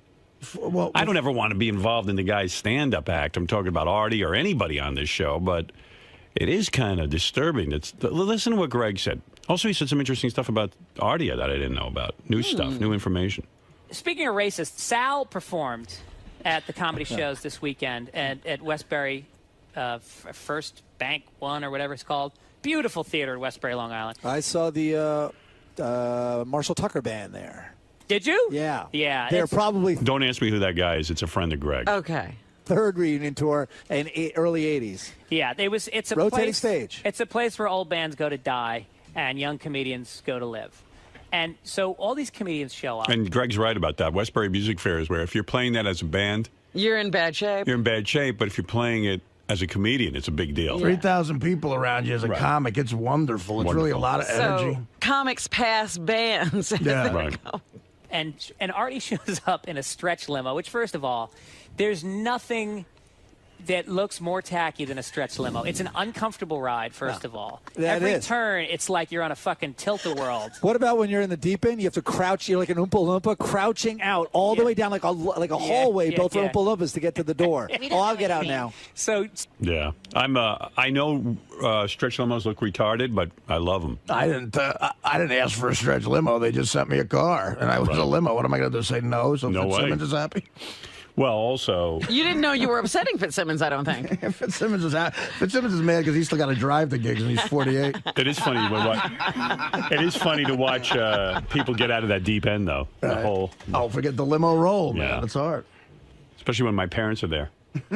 I put my parents in the deep end. Are you kidding? You make him crawl all the way up there? I like it. No, they always take it. I always go, dear, you sit here. I'll go, no, you father, no. So Jersey boy comes in his stretch limo, and out crawls Artie's new bodyguards, two guys. The ugliest fucking guys all I could think was, Artie found two guys that make him look good. And one of them, I think, is like a professional wrestler, and then the other guy looks like he was punched in the face by meth. And they were really nice guys. Could not have been fucking like more just there to have fun, but at the same time, like, were good at their jobs. And great to be around. But, I mean, when you first saw them, you just thought, do not fuck with Artie or these guys. And so, anyway, Sal goes up. Is that right? Who are these guys? The theater gigs have been getting a little out of hand. And everybody's very nice, but there's just a mall of people around. You need somebody to handle you know what happens at his shows? Everyone ends up backstage. Somehow everyone has a backstage place. I'm saying all 3,000 people end up backstage. Right. They might as well have the show backstage. Right. Are you approaching Beatles kind of fame? I mean, because now you need guards. 2 bodyguards? Well, I mean, like the people, they're all the greatest fans in the world, but when they're drunk, they can get physical. I've never had an altercation with anybody, but it's just to make sure nothing gets out of hand. So you really have bodyguards? Because people charge for the gigs. I take a couple of guys because Who are people these guys? People charge the stage sometimes. Wow. There was a girl. This was a girl, but a girl came on stage, which just for 10 minutes was talking to me. I was trying to get her off the stage. A guy you came need on. someone to handle that. Well, this is why I'm getting these guys. This one guy is a professional wrestler. His name is JC Kissel. Oh. And he goes by JC the Outpatient. And he wrestles in those gigs like, in Sea Caucus at the high school or something. But he's the greatest guy. And how did you meet Fitzsimmons these is guys? right. If you look at this guy, you don't fuck with him. How did you meet these guys? How did you I met JC through Otto and George, actually. I did a gig with Otto and George, and he was there, and he's a great guy. And he was like, if you ever need security at some gigs, let me know. And did you check his credentials? I mean, you don't want an Altamont kind of situation. Where, well, I mean, no, I don't think. Of course not. I don't think he'd Altamont. Artie wouldn't check anyone's What credentials. are you talking about? This kid is a tough motherfucker. That's Well, what I understand that, but he's the kind of guy. Does he know when to use He's the force? kind of guy. Someone looked at Artie. He's the kind of guy who's big enough to where people wouldn't start in the first place. He is a good defensive measure. Like, those big guys that hang around Britney Spears? Yes. Like, no trouble's going to happen because they see them and you don't start trouble. Is this a black guy? No, he's a white guy. okay. But that's what this guy, puts out there just by looking at him. Getting the big black guy, though, is a whole nother level. And the other kid, who actually wanted to punch Fitzsimmons in the face because Fitzsimmons is pretty arrogant. You know? He's snarky. He's very snarky, yeah. And I think I saved his life the other night. Pennsylvania, you're on the wrap-up show. Well, it just all goes back to the same thing. Everything's pointing to Jason McGarry and his favorite line. Oh, I got to defend Jason on this one. Well, how is everything pointing to Jason? Listen, hold on. Let me finish my sentence. Look at the timing. The timing just doesn't make sense. I'm not saying he emphatically didn't do it. I'm saying the timing doesn't seem to work. Scott, are you positive? Like you just said with everybody else, you remember when you took a shit in there. Scott said he didn't. Benji said he didn't. But you'll still say, I can't, I got to defend Jason on this one. And you come in there and at least 15 times I can remember that was your first line. Did you have any gas on Wednesday, possibly? Nobody cares what you think. Let me clarify this. I didn't take a shit in there, but you won't it is swear possible. on your kid's life about it. Right. All right, I'll swear on my kid's life I didn't take a shit in there. But it is possible that someone had violent gas. Yeah. I mean, do you ever? Did you possibly have violent gas? Did you ever have gas when you pee? Of course. Well, okay, there's the answer. But did you possibly have violent gas? Is that what happened to you? Is that what you're saying? No, you I didn't gas shit. when you pee? I don't remember. Gas, I don't remember. I know I didn't shit. Okay, I can tell you I didn't shit. This wasn't a cloud. This was a wall. I didn't shit. Do you know the difference? You walk into a fart cloud, but then it's a cloud, and you can move away from it. This was a shit wall. Well, I didn't do it. John in Cleveland, you're on the wrap-up show. Hey, how you guys doing? Hey, John. Listen, there's no doubt about it. Okay, Benji, I don't like you, but I believe that you didn't do it. Thank you, Jason, you're all right, brother. And if you weren't, I would tell you did it. You didn't do it, Scott. You fat lying piece of shit. Just thank you very much. own up to it. You did it. I'm brother. telling you, The timeline is there. Gary. No, there's no time. The timeline means I entered. You don't know how long I was in there. So tell me how long I was in there, and then I'll tell you I took a shit. Scott, do I have to get video? Do you ever fart when you pee? Come on, Scott. You Hey, took Scott, a I shit. do have a question. Why were you there for like There's nothing wrong with taking a shit. minutes Everybody if you does. were just- He wasn't. Hold on. He wasn't there for 9. All we know is what time he went in. There's no way to know when he left. We need like a photo. Well, actually, there is a way you can know. If you do get the video, you can see when somebody left. Well, we don't have video that's on the bathroom door. We only have it of the hallway. But Scott's got to pass by That's right. to go back to where There he should be works. like an automatic photograph when you sit down on it. Again, if I knew I did it, like if I knew, like, yeah, Me I too. shit really bad on Wednesday and I left first of all, I would admit it. Number one, like flat out, I'd be like, yeah, I fucking did it, caught red-handed. I just don't remember, but I will take you through my shitting process since everyone seems so interested in it. I'm not that interested. Some people just Please don't. That's all right. I try, unless it's an emergency, which I can count on my fingers the amount of times there's been an emergency, and there wasn't one last Wednesday. That I could state. That I don't like using that bathroom to do a number 2 while the show is on, and 11:30 is still showtime because all of Howard TV is here. All the radio guys are still here. There's people knocking on the door every 3 seconds. It's not a comfortable situation. Right. And I know this about myself that when I do it, it's in the afternoon. I prefer not to use the thing out here either because it's smelly and there's 500 other people shitting. So again, unless it was an emergency, that would be breaking my normal habit to go at 11:30 in the morning. But 11:30 was not showtime. No, people are still around. Until 12, everybody's You know still what? here. A lot I of the mean, Howard it's crazy. TV guys were talking about this. If any of you guys want to come down here and point the finger, now is the time because everyone seems to be denying their participation in this. Scott What do you in mean? Michigan. What do you mean The denying Howard TV guys were saying when certain people leave, you can smell it, and they could speak for themselves. Scott, you're on the wrap-up show. Hey, how you guys doing? Hey, I love how everybody's just passing over the fact that Gary didn't do it. Gary, what a great offense. You took a shit that smelled so bad that you even were afraid to let anybody know you might have done it. That's it. Great. You caught me. That's offense. I swear on the life of my children that you're a douchebag. I mean, it does That's fall right, into Gary. those who dealt it, smelt it argument, Gary. Guy does have a point. I swear on the life of my children, happily, that I did not take a shit in there. Jason, I respect the fact that you admit that you go in there and you're actually coming clean about that. Yes. But ultimately, I think this is pointing towards you because you said you gone there. You can't remember. Maybe you did. Maybe you didn't. Benji, who knows? And Scott, I mean, he swore on the life of his kid, and he never does that. What do you mean? Who knows with me? I listen. Whether you believe That's for it or not, everything. We say that about you for everything. I'm giving you a definitive thing. I did not do it. I completely remember. I completely remember walking in there and the smell. Gary, I beg you now. Go pull the videotape from the hallway. I want to know exactly how long I was. And in if you get the bathroom. video, you'll see. No, you'll I want to see- know exactly when I left. And I you'll want to see know if I'm my not reaction in there. If when I'm I not in walked there for like, a minimum of a pulling minute and a back. half, I did not shit. End of story. Well, it's hard to because you may not have come right back by the camera. You might have gone and chatted with somebody right. No, after isn't that camera right in the hall? No, you got to come down. It's Well, we not need on better the bathroom cameras, though. door.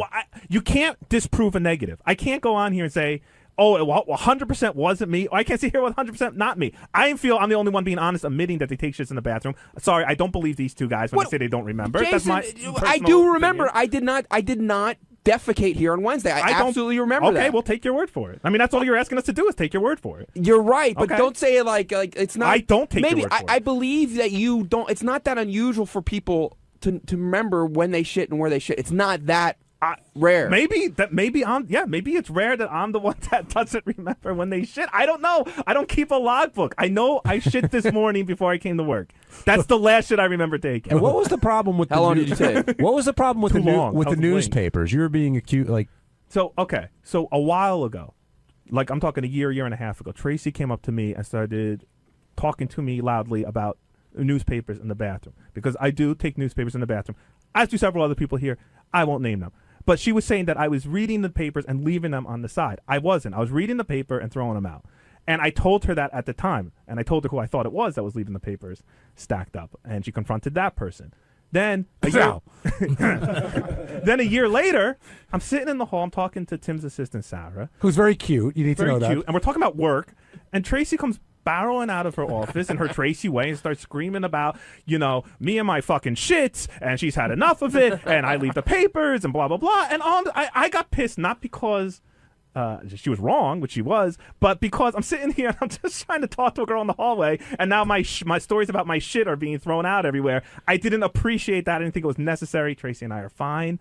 But it's not me. It's not me. And now I go and I report every time I see a newspaper in the bathroom. I report on it. Did you address that with her? How when you were talking to Sarah, you felt sort of uncomfortable? I don't. You know what? I yelled. She yelled. We both didn't talk for a day, and then we both pretended it never happened. Did you try to explain it to Sarah at all that you don't really? No, Sarah was gone by the time Tracy and I were done yelling at each other. Did you guys ever see the episode of How I Met Your Mother where Jason Segel does a whole plot line about how when he walks to the bathroom with a magazine, everybody knows he's going to take a shit? Yeah, he went to the other building and he had to hide it. Tom Chiusano had a whole edict about it at K-Rock. Sales guys weren't allowed to bring newspapers into the bathroom. It was a whole thing. Tracy, I know there's been issues with this bathroom really from the get-go. Has it gotten any better, or do you think people are still disrespecting the It got better privilege? for a while. People were paying a little more attention when they were leaving, cleaning things up off the seats. But like last week, I mean, the pubes have started all over again. There was just urine all over the floor. And How's I that know how's that people saw possible? So it was all over the inside of the. You could see the urine. Like all you had to do was walk in and you could see it on the floor. Both Scott and Benji do say they pee in the bathroom all the time. They're on record for that. Not me. Trace, what was this issue you had with Jason? God, I don't even want to call it an issue because it's not anymore. We've discussed it. It's gone. But basically somebody, and Jason says it's not him, so if he says it's not him, so be it, goes in there, takes the paper, and then leaves it in there after they shit. That's fine if you want to read the paper in there when you shit. Many people do it. I get it. But take it with you when you go. Nobody wants your shitty paper. Don't leave it in there and tell me, oh, this one's going to want to read it. That one's going to want to read it. No one's going to want to read it. And I know this because they pile up, and by Friday, there's 5 papers sitting there that no one has touched because they're shitty papers, and nobody wants to touch a shitty paper. So whoever's doing this isn't performing a public service like they think they are. No, they're being lazy because they can't put their hand 3 feet to the left and stick it in the dumpster. They have to leave it on the counter. And after Tracy and I had this incident, I started to report to her every time I saw a paper left. And you know what? Again, not to sound like a snob, but they're all USA Today's. And I mean, I'm fucking wasting my time on that shit. I don't read that paper They actually, I have to say though, they became USA Today's after we had the discussion. Before that, it was the New York Post. That is some master. Well, I get my New York Post electronically, so it would be on my iPad. Okay. Daily News would be the only one I don't get. I will tell you how little a sense of humor Tracy has when it comes to the bathroom. She complained to me once that there were pubes in there, and I cracked a joke that she did not find funny. And I said, hey, if you shake the tree hard enough, a few leaves will fall off. She's like, that's disgusting. And Tracy, you're just disgusted by all this, yes? Just your bathroom habits. Just, if you're at home and, your wife cleans your bathroom, your cleaning lady cleans your bathroom. I'm not your wife, I'm not your cleaning lady. We do have a maid at night, and I get it. That's what she's there for. But that's at night. We're there all day from 6 a.m. on. By 12 o'clock, it's disgusting. It's disgusting in there. I'm way more put out by the piss on the floor than I am by the shit. It was gross. Yeah. I mean, listen, lean down and use a fucking towel and clean it up if you can. I'm still put off that we found a pebble there once that we could never identify who it belonged to. A pebble? Yeah, we found a little shit pebble. You don't remember that? Oh, a shit pebble. I thought you meant. Can we just take a step back for a second? It's one thing to shit, and I'm not trying to get this off me because I still don't think it was me that did it, but it's one thing to shit and leave a smell. It's another thing to piss on the floor, see yourself piss on the floor, and then walk away. That, to me, that's crazy. That is like, pick up a fucking paper towel, bend down, and fucking do what you got to do. Don't leave piss on the floor. Do you think there's any chance that somebody pees and doesn't know they hit the floor? Yes. Not this time. Not this time. No you know way. what? 'Cause I've done it before. I've missed, whatever. But I've cleaned up afterwards. I go, oh shit, and I get a paper towel and I I've clean up. only ever missed, to the best of my knowledge, like when I was so drunk. And I haven't been that drunk here. No, because I know what Tracy's talking about, and I've seen it. I didn't come running, but now I will. I'm going to come running to everybody. By the way, you walk in, you see there's a puddle underneath the fucking toilet, and it happens in our... It's somebody who doesn't drink a lot of water because it is bright yellow. You can't miss it. Somebody who might drink a very green vegetable drink. And by the way, speaking of our public bathroom, last week, I don't remember if it was Thursday or Friday, and I know I was taking a piss because I was at the urinal, but I was standing in a puddle of water. I mean, it was just, the whole thing was all the urinals were under 3 inches of water. We've had these issues. We had these issues at K-Rock in the public bathroom too. The men's bathrooms are just by nature disgusting. That K-Rock bathroom was nasty. You have no idea. I mean, we found somebody was shaving in there. We weren't even sure it was mustache hair. We thought it might have been pubes. It was so fucking gross. Who do you think these newspapers are pointing to, Gary? USA Today? Well, I couldn't say. But look, you mean who on the staff can't read a paper well enough unless there's graphs and pictures? Lots of colors. I got to think about that. Hey, it's Gary Dell'Abate, Baba Booey. On Tuesday's wrap-up show, we talked to the guy who goes on Craigslist and gets laid like crazy. That, of course, led us to talking to Benji about his exploits on Craigslist. And then Ronnie came in and we talked about his alter ego, Rhonda, and how Rhonda likes some finger in her ass a little bit, not all the way. Here's how it all went. Our guest on the phone today, Aaron, who was the conqueror of Craigslist, I guess. And he talked about how he's not a particularly good-looking guy, but he knew how to play this game very well. And Benji, before you came in, we were saying today was the most eloquent.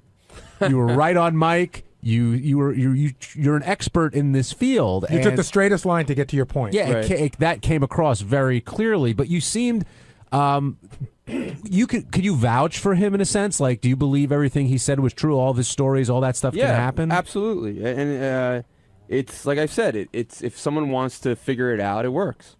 It's very interesting because interviewing him today was not that different from that night that we all went out to dinner with you, and everybody at the table was interviewing you, and that's how I knew this guy was telling the truth, because what he talked about sounded a lot like what you talked about. Yeah, I mean, if you're in the right place, like you said, small towns, I can't imagine it working, but if you're in a place with a big enough it's all a numbers game, and it's a niche marketing and knowing how to play it. Right, so you're appealing to these fantasies, and if somebody bites, you're in business. But you did have an issue with the picture, right? Well, he said like, use a picture that looks like you. I think for an uglier guy, that's not as I would use your best for a guy. For a girl, you should use. For a guy, should use his best picture. And a girl should use her not Well, it so depends. best? Well, for dating purpose, this is different. For dating, a girl should use her worst picture. But for just purely hooking up, a guy should definitely use his best picture. And is part of the element sort of like the unknown, like you don't know who's going to show up at the door, and is that part of the there's an exciting, like walking somewhere in the middle, in 2 a.m. and in some, like, it's kind of scary, but kind of exciting. I was blown away by the show up with a blindfold. Turn around. That's just, to me, that just has trouble written all over it. Have you done something like that? Yeah, you did. Yeah, I would wait blindfolded and no, but I've told the guys here before, and this was years ago, and like I played into girls like rape fantasies, and I was always very worried. If you go to what if someone's, which now there's been several cases where people have set people up and they've gone to the wrong apartment. Right. How can you prove your innocence? Well, the guy said he never. Girls don't do that initially. There's a lot of girls that are into that fantasy that do that, and I would always kind of whisper first, like, wait, this is really you. You're really into it. I wouldn't just start, doing it. Ronnie, what do you think of this Craigslist stuff? Would you give this a shot back in the day? Absolutely not. Why not? I don't know. You never know what you're walking into. It's too risky for me. I wouldn't do it. Benji, what would you say was, aside from that, what would you say was back in the day was the most dangerous situation you ever in, where you got the most nervous or anything? In projects, like not once in the apartment, but all of a sudden you realize, like, between floors on the elevator, that like people coming in and out of the elevator, that can be very scary. Like you'd be in an apartment on a street with 3 digits and on the 44th floor. Yeah. Did you ever turn around in the middle and say, I can't go through with this? If I met the girl and the girl was like, something was like really off about her. Oh, absolutely. But what would be off? What would scare you away? I'm not talking about if you meet a girl and you didn't like her looks, that I get. Have you ever not had sex with a girl because there was hairy stomach? No, there was something that scared you, or something that what do you call it? Your spidey sense should go on. Is that what he said? No, it was usually more about looks. Always, if the girl's hot, I could get through fear. Hey, did you ever walk into a situation? You walked in, the girl was real hot and everything, and you found out she had a cock. No, but I Have you, Ronnie? No, I'm just asking a question because anything's possible because you get the transvestites who. But I have been in situations. Too, I talked about once on the air where I got there. And then I did realize, like, holy fuck, this is a dude. And so that's that's what I'm asking you. Well, okay, there was one. Was it a girl? You thought it was a girl? There was a situation years ago. I talked about this. I called in the show before I worked here. This was before Craigslist. This was like from a phone line, and I went to the apartment in the middle of the night. Oh my God! And I was sitting on her bed, and all of a sudden I realized this is a guy. All of a sudden I was like, there's no way this isn't a guy.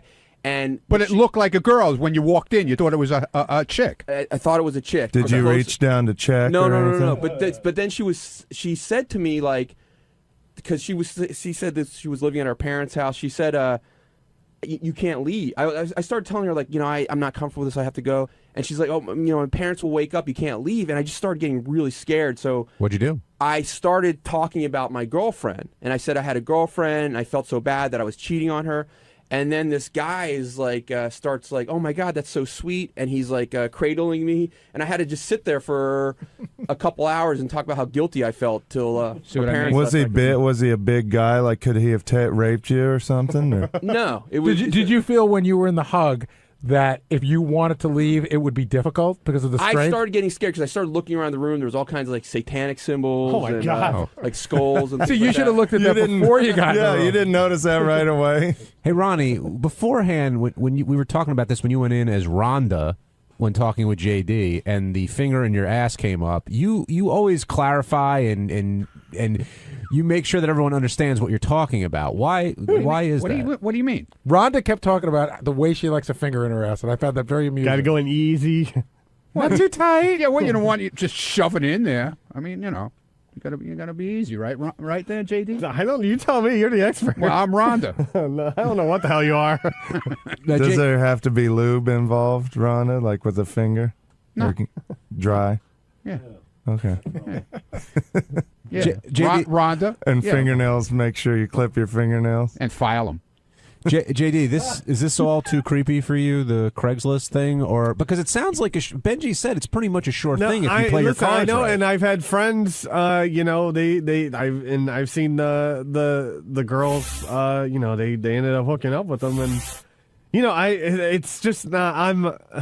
I'm just not into it. It's very, I'm very leery of the situation. It's like, you know, the guy that called in saying a guy ended up showing up to his room. Like that's what I would think would happen to me because I know my luck.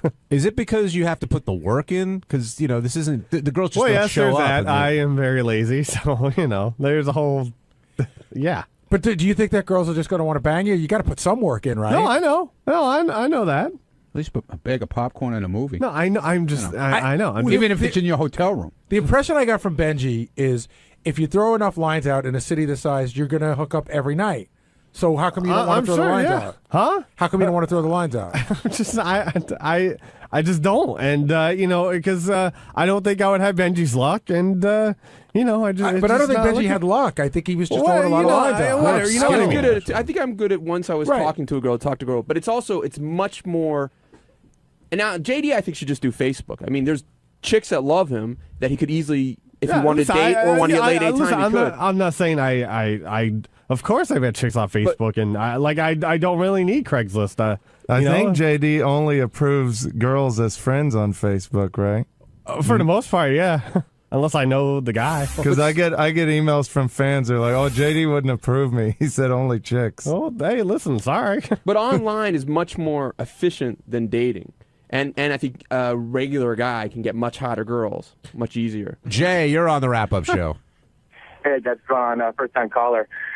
So I was looking at this guy, you know, give his spiel today, and was a little skeptical. And then Benji chimed in and said that he's had success as well. You know, about 3 years ago, I was just leaving a relationship and decided to turn to Craigslist. I'm sure it was late at night. But basically, it was all phishing scams. Like all the what I thought were girls I was reaching out to.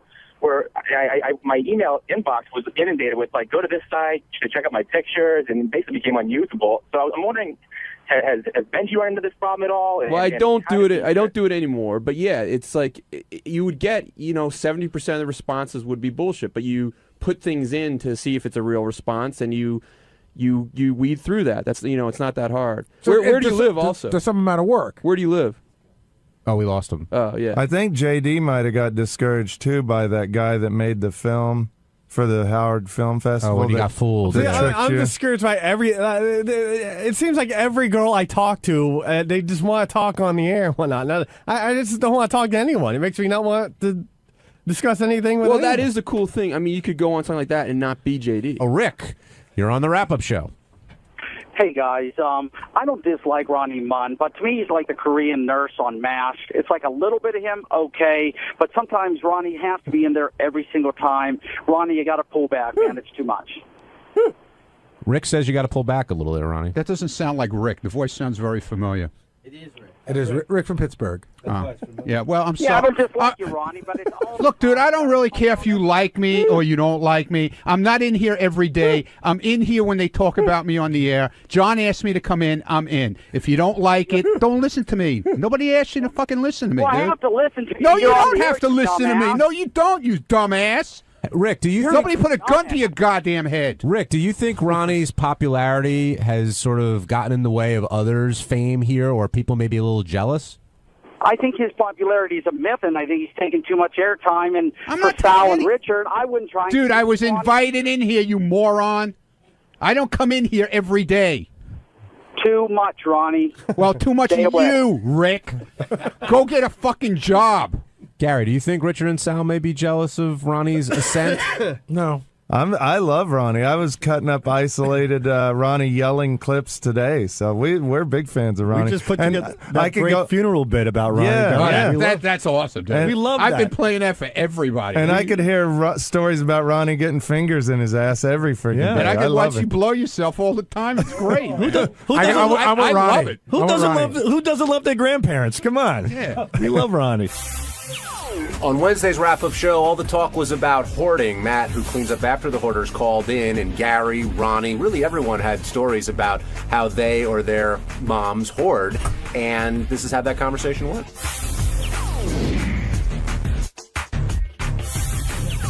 We learned a lot about hoarding today and the perils of hoarding, and we're going to dig in here and see who, besides Gary's mom and Ronnie's mom, falls into that category of major hoarder. Well, let's start off, though, with Matt Paxton, who called in. He cleans up after the hoarders that you see on the show, on the A&E show, and we were all glued to our radios because he just had one experience after the other in terms of grossness and what he's got to deal with. Yeah, I got to throw this one totally to Will. We all got the email, and I looked at it, and I was like, I didn't really see what the guest could be in it. And then Will hit me back, and he goes, "I'll bet you he's got some great stories. Let me pre-interview him." And then, when he came back with the oozing gooey cats, Yes. that's when I knew he'd be a good guest. But he was good on the air too. I thought he was very good, but and that was some nasty stuff, Will, that we heard about. Yeah, it was great. Benji said I don't know about the guy, and I pre-interviewed him, and he had an amazing story. I mean, all you got to hear is 45,000 pounds of poop in somebody's house, and, I'm hooked right there. I thought that, to me, the line of the day was when he was talking about all the bugs in that one house, and he said, "Yeah,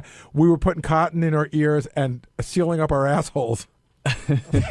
Tape their assholes shut. I mean, imagine that's what you do for a living, and you're laying in bed one night and a bug crawls out of your ass. It's like being in High Pitch Mike's house. He did say recovering addicts, though, enjoy the job. I guess there's a new thrill every day. You're dealing with hazardous crap like that. And that's a whole other thing that I thought was really interesting about him.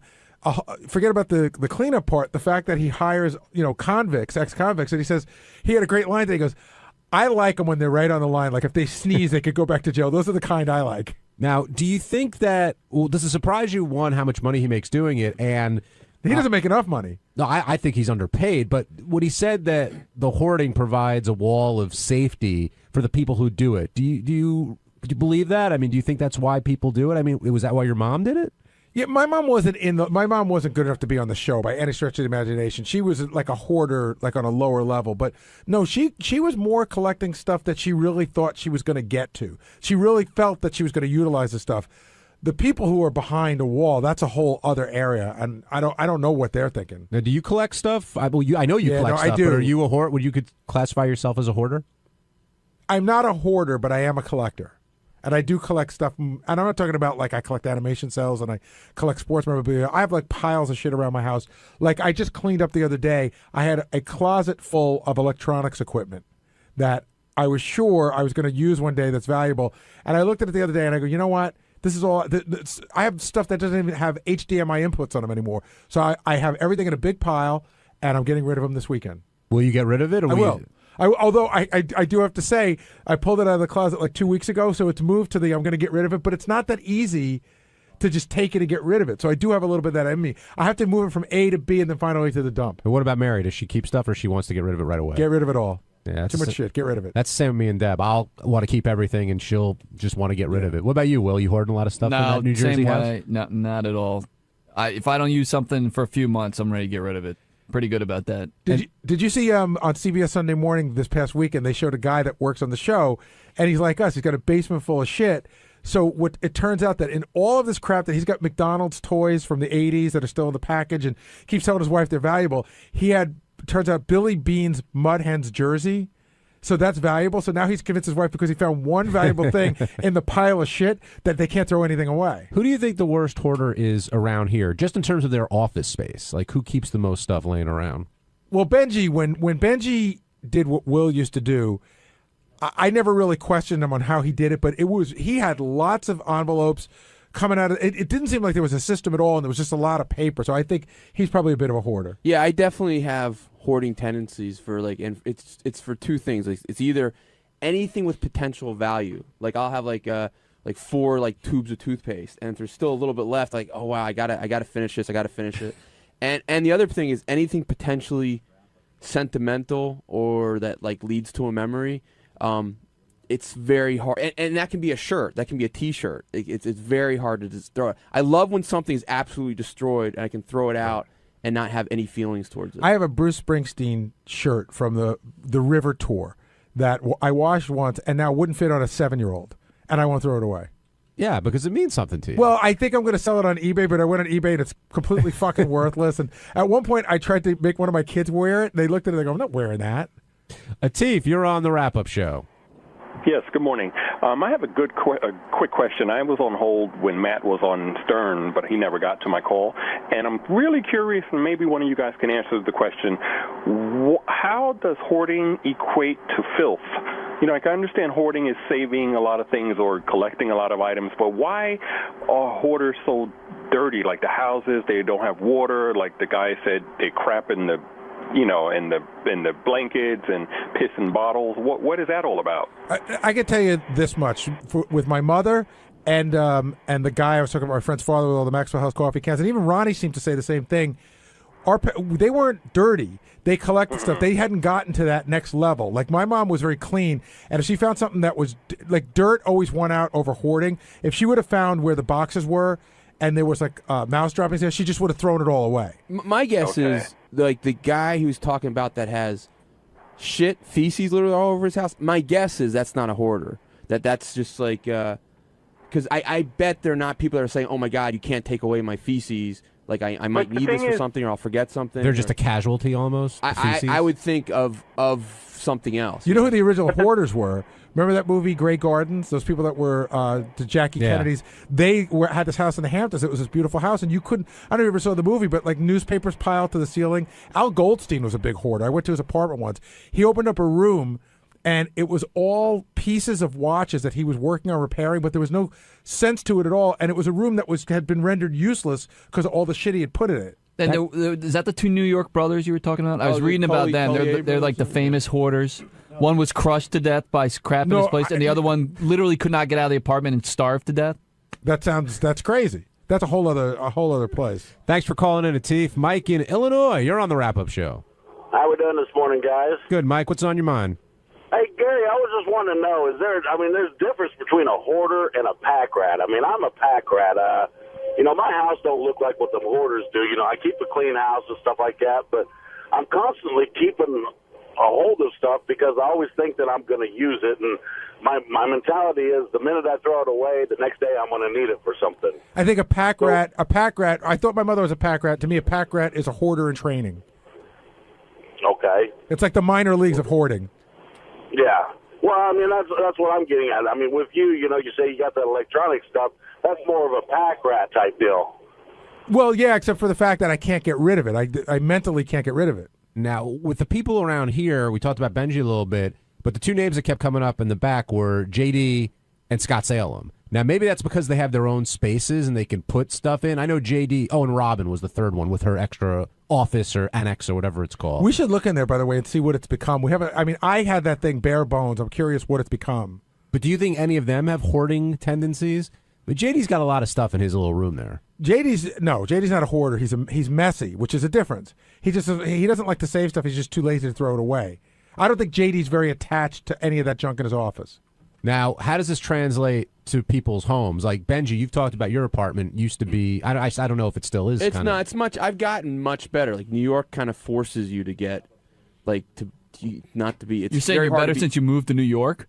Because I went to your apartment once and it was pretty hoardish. Oh, really? It was like boxes and boxes of his. That's what he does. He saves his jokes that he writes on the show. Yeah. Right. And there were literally maybe like 6 to 7 boxes piled on top Oh, of it each got other. to the point of like there's 60, 70 boxes. I'm saying, yeah, all over the apartment. There was little mazes to get around. But is there any order to it? Because if there's no order to it, then it's useless. Not a lot of orders. Like I told you, Jackie But I've had his. gotten better. Jackie had his in loose leaf notebooks, and he could go and tell you jokes he wrote on the day that so and so was here. Whereas Benji just seems to have them piled up to the ceiling. and they're pieces of paper that say like toothbrush on. Right. And they're meaningless. Oh, see, I got the jokes. Oh, you like that one? But that's what Stuttering John had a drawer full of his jokes that were like that, and he went to go ask Tom for a raise, and he just pulled out the stack of papers that were all over the place and threw them on Tom's desk, and goes, "These are the jokes here." Tom picks up a piece of paper and it says like hairbrush. Yeah, it's like I don't even know what this is. Ronnie, you experienced this firsthand with your mom, and are you a hoarder yourself? Do you hold on to all stuff? Absolutely not. Because of what you experienced with your mom, or you've Exactly. always been. Dude, this was one of the worst experiences, probably one of the most experiences in my life, cleaning out that house. Why was it so traumatic for you? Because it was, what happened was, like I said on the air earlier, my mother had gone in for surgery. And when she had gone in for surgery, I had cleaned the house out once. And by the time, like 4 or 5 years later, when she passed away, dude, I mean, it was worse than the first time I cleaned it out. It was insane. What made it so insane? Just all the boxes and the containers. And what I never got to, after the second part of the journey of the cleanup, she became obsessed with QVC. I had so much. I could have opened up Joan Rivers jewelry store. I'm not kidding you. I took, no lie, 5 boxes of QVC jewelry. What'd you do with it? I donated it to like a charity Right. thing, and it was all costume jewelry and shit. But still, it was insane. Just She was addicted to QVC. You she think? got it after I stopped her from hoarding, I guess, containers and stuff.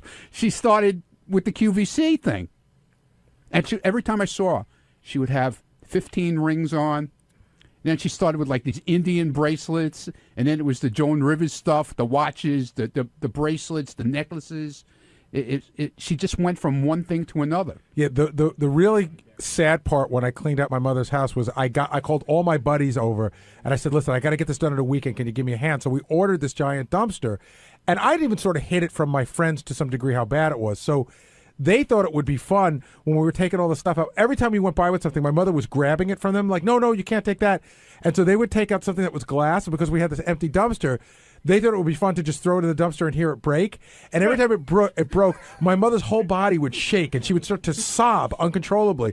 And I called the guys in the basement. I was like, guys, can you just lay it down, please? They just thought they were having fun, but it was killing her. And when you guys were going through the house, I mean, it had to be heartbreaking, I would think. Even though that stuff didn't mean anything to you, there had to be something you associated. Oh, yeah, there was a lot of stuff. I mean, clothes. Forget about it. She'd buy clothes that still had tags on them, never Right. wore them. That's right. Seeing old stuff that still had the price on it that was brand new but 15 years old was the weirdest thing. Stuff that they'd bought and never used. Just a waste. Did you find any of your old stuff in the house? Like, did she hold on to any memories of you or things you had? Like pictures and stuff like that, but, nothing else. Because when I moved out, I took all my stuff. But, like Gary said, he got a dumpster. I could, in the development where she lived in the garden department development, you couldn't get a dumpster. So I had these guys, one of these junk companies, come with a 12-yard truck, dump truck. They had to make 3 trips, 3 full trucks. Wow. I will also say that when when we were selling the house, we were cleaning up, my mother claimed she'd spent 2 months cleaning the house to get ready for this tag sale. And I told the story on the air. A fan comes over. He didn't it wasn't advertised, but when the guy came over, he recognized me, and I had to chase him out to his car. He had bought all of my school pictures from grade 1 through 6 and a bunch of my report cards. And I was like, dude, those are mine. I said, Mom, I thought you cleaned up. This is like all my shit here. How much were your photos going for? I don't know, but I got it back, which I have now, which would have bummed me out. It's fun to have my school photos. I showed to my kids. Well, not only that, but in this day and age, it would have been a whole Gary and high school webpage put out with all your pictures plastered The classic everywhere. story we talked about the next day, the guy called in. There used to be this little thing, a lot of families had it. It was like, you put it on your wall, it was like a dog house. It was flat, and everybody's name was in it. Whenever anybody did something bad, you'd put the dog in the dog house. And the guy called up on Monday to say that he bought it. it said Mom, Dad, Steven, Anthony, Gary. It's fucking Did embarrassing. your mom put those out to sell, or someone on a company came through and like just priced everything? No company came through. My mother just put everything out, and people just started grabbing shit. Oh, just like unclassified boxes. Yeah, and stuff. I said, Mom, you cleaned up? She goes, yeah, I did. Guy opens up a box. There's all my shit.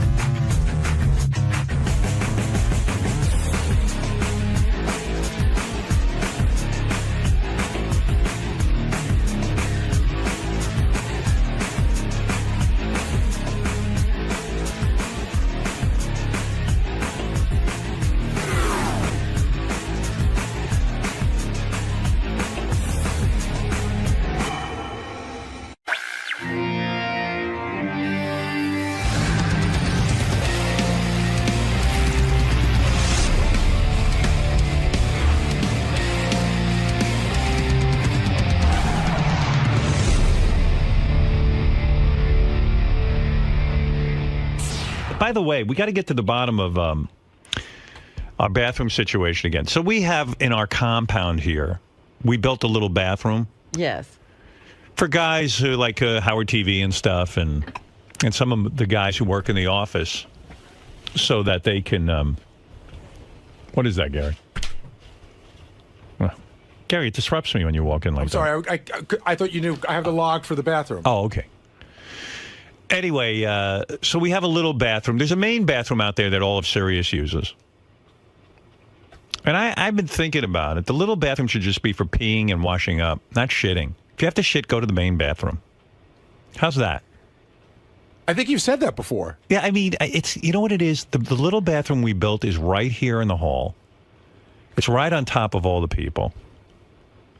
And if someone runs in there to wash their hands or to pee, and you shit in there, it stinks to high heaven. I've run into a bomb in there. Yeah, and and then when you come out, people think you took the shit. Right, I want to announce, hey, that wasn't me. Well, anyway, last week, Benji came running out of the bathroom, and he said to Gary, look, it wasn't me. The room smells like shit. He went in to pee, and he was afraid he was going to get tagged. I came out and I said, I ran into a bomb, and I'm getting a log right now to figure out a log of who went in. Right. To figure it out. And Benji goes, hey, I just came out. I smelled it too. It wasn't me. Right. So we narrowed it down to two people who shit in there. It was either Jason or Scott the engineer.